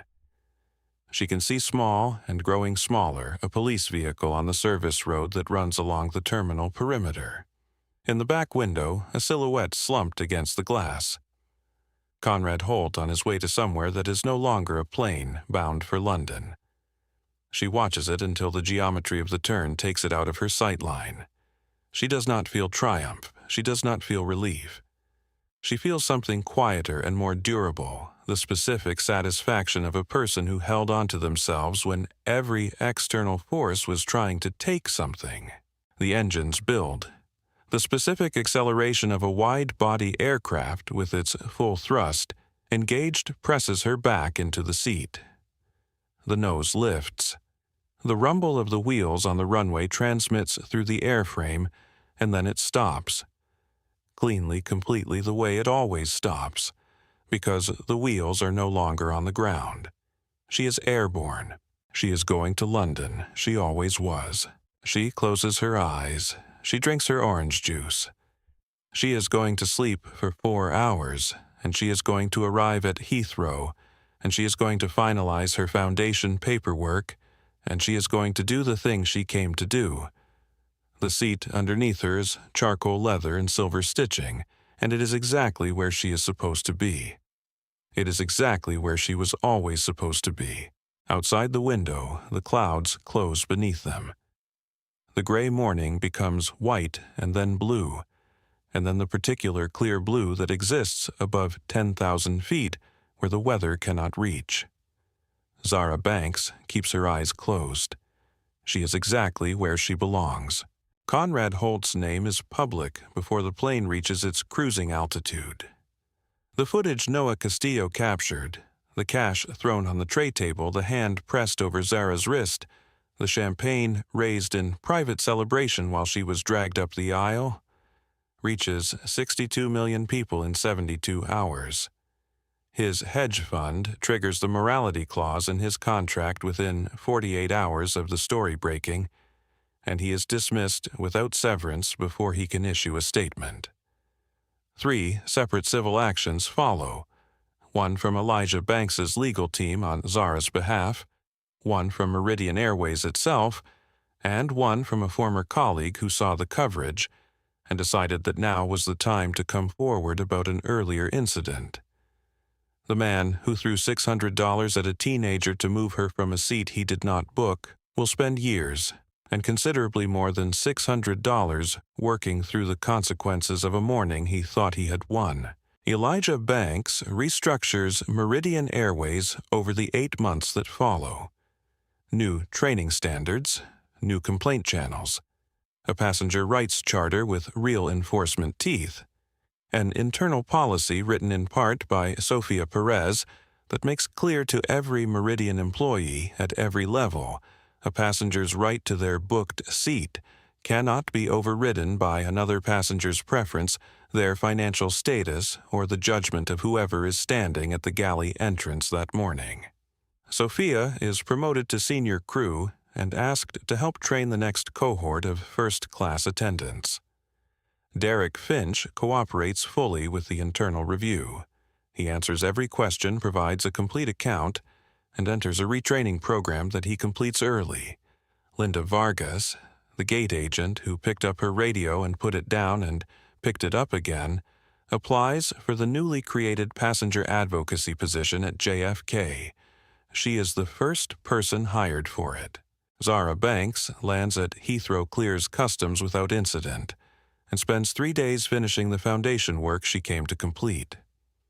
She never flies private. She books commercial always because she believes the experience of traveling the way most people travel is information she needs, information about the world she is in the business of changing. She always books seat 1A, not as a statement, not as a monument to that Tuesday morning. As a reminder, private and sufficient that belonging is not granted by the person standing at the door. It is not conferred by a membership tier or a suit, or the approval of someone who decided before you opened your mouth what category you fit into. Belonging is something you carry with you intact, regardless of what anyone else decides about it. She has the receipt from the orange juice Camille brought her tucked into the front pocket of her mother's backpack. She keeps it there, the way you keep things that prove something happened, not as a wound, not as a trophy, but as proof. She was there. She held on. And when they came for her, she made one call, and the world rearranged itself around the truth. That is the story. That is what it looks like when quiet strength finally gets to rest. If this story moved you, if you felt every second of what Zara went through, and every second of what came after, please take a moment right now and hit that like button. It helps more people find stories like this one. Subscribe to the channel so you never miss the next one, because we bring you powerful stories of justice, courage, and people who refuse to be made small every single week. And share this video with someone who needs to hear it today. Someone who has ever been told they don't belong somewhere they absolutely do. Because sometimes the most important thing is just knowing you are not alone. Thank you for watching. We will see you in the next one.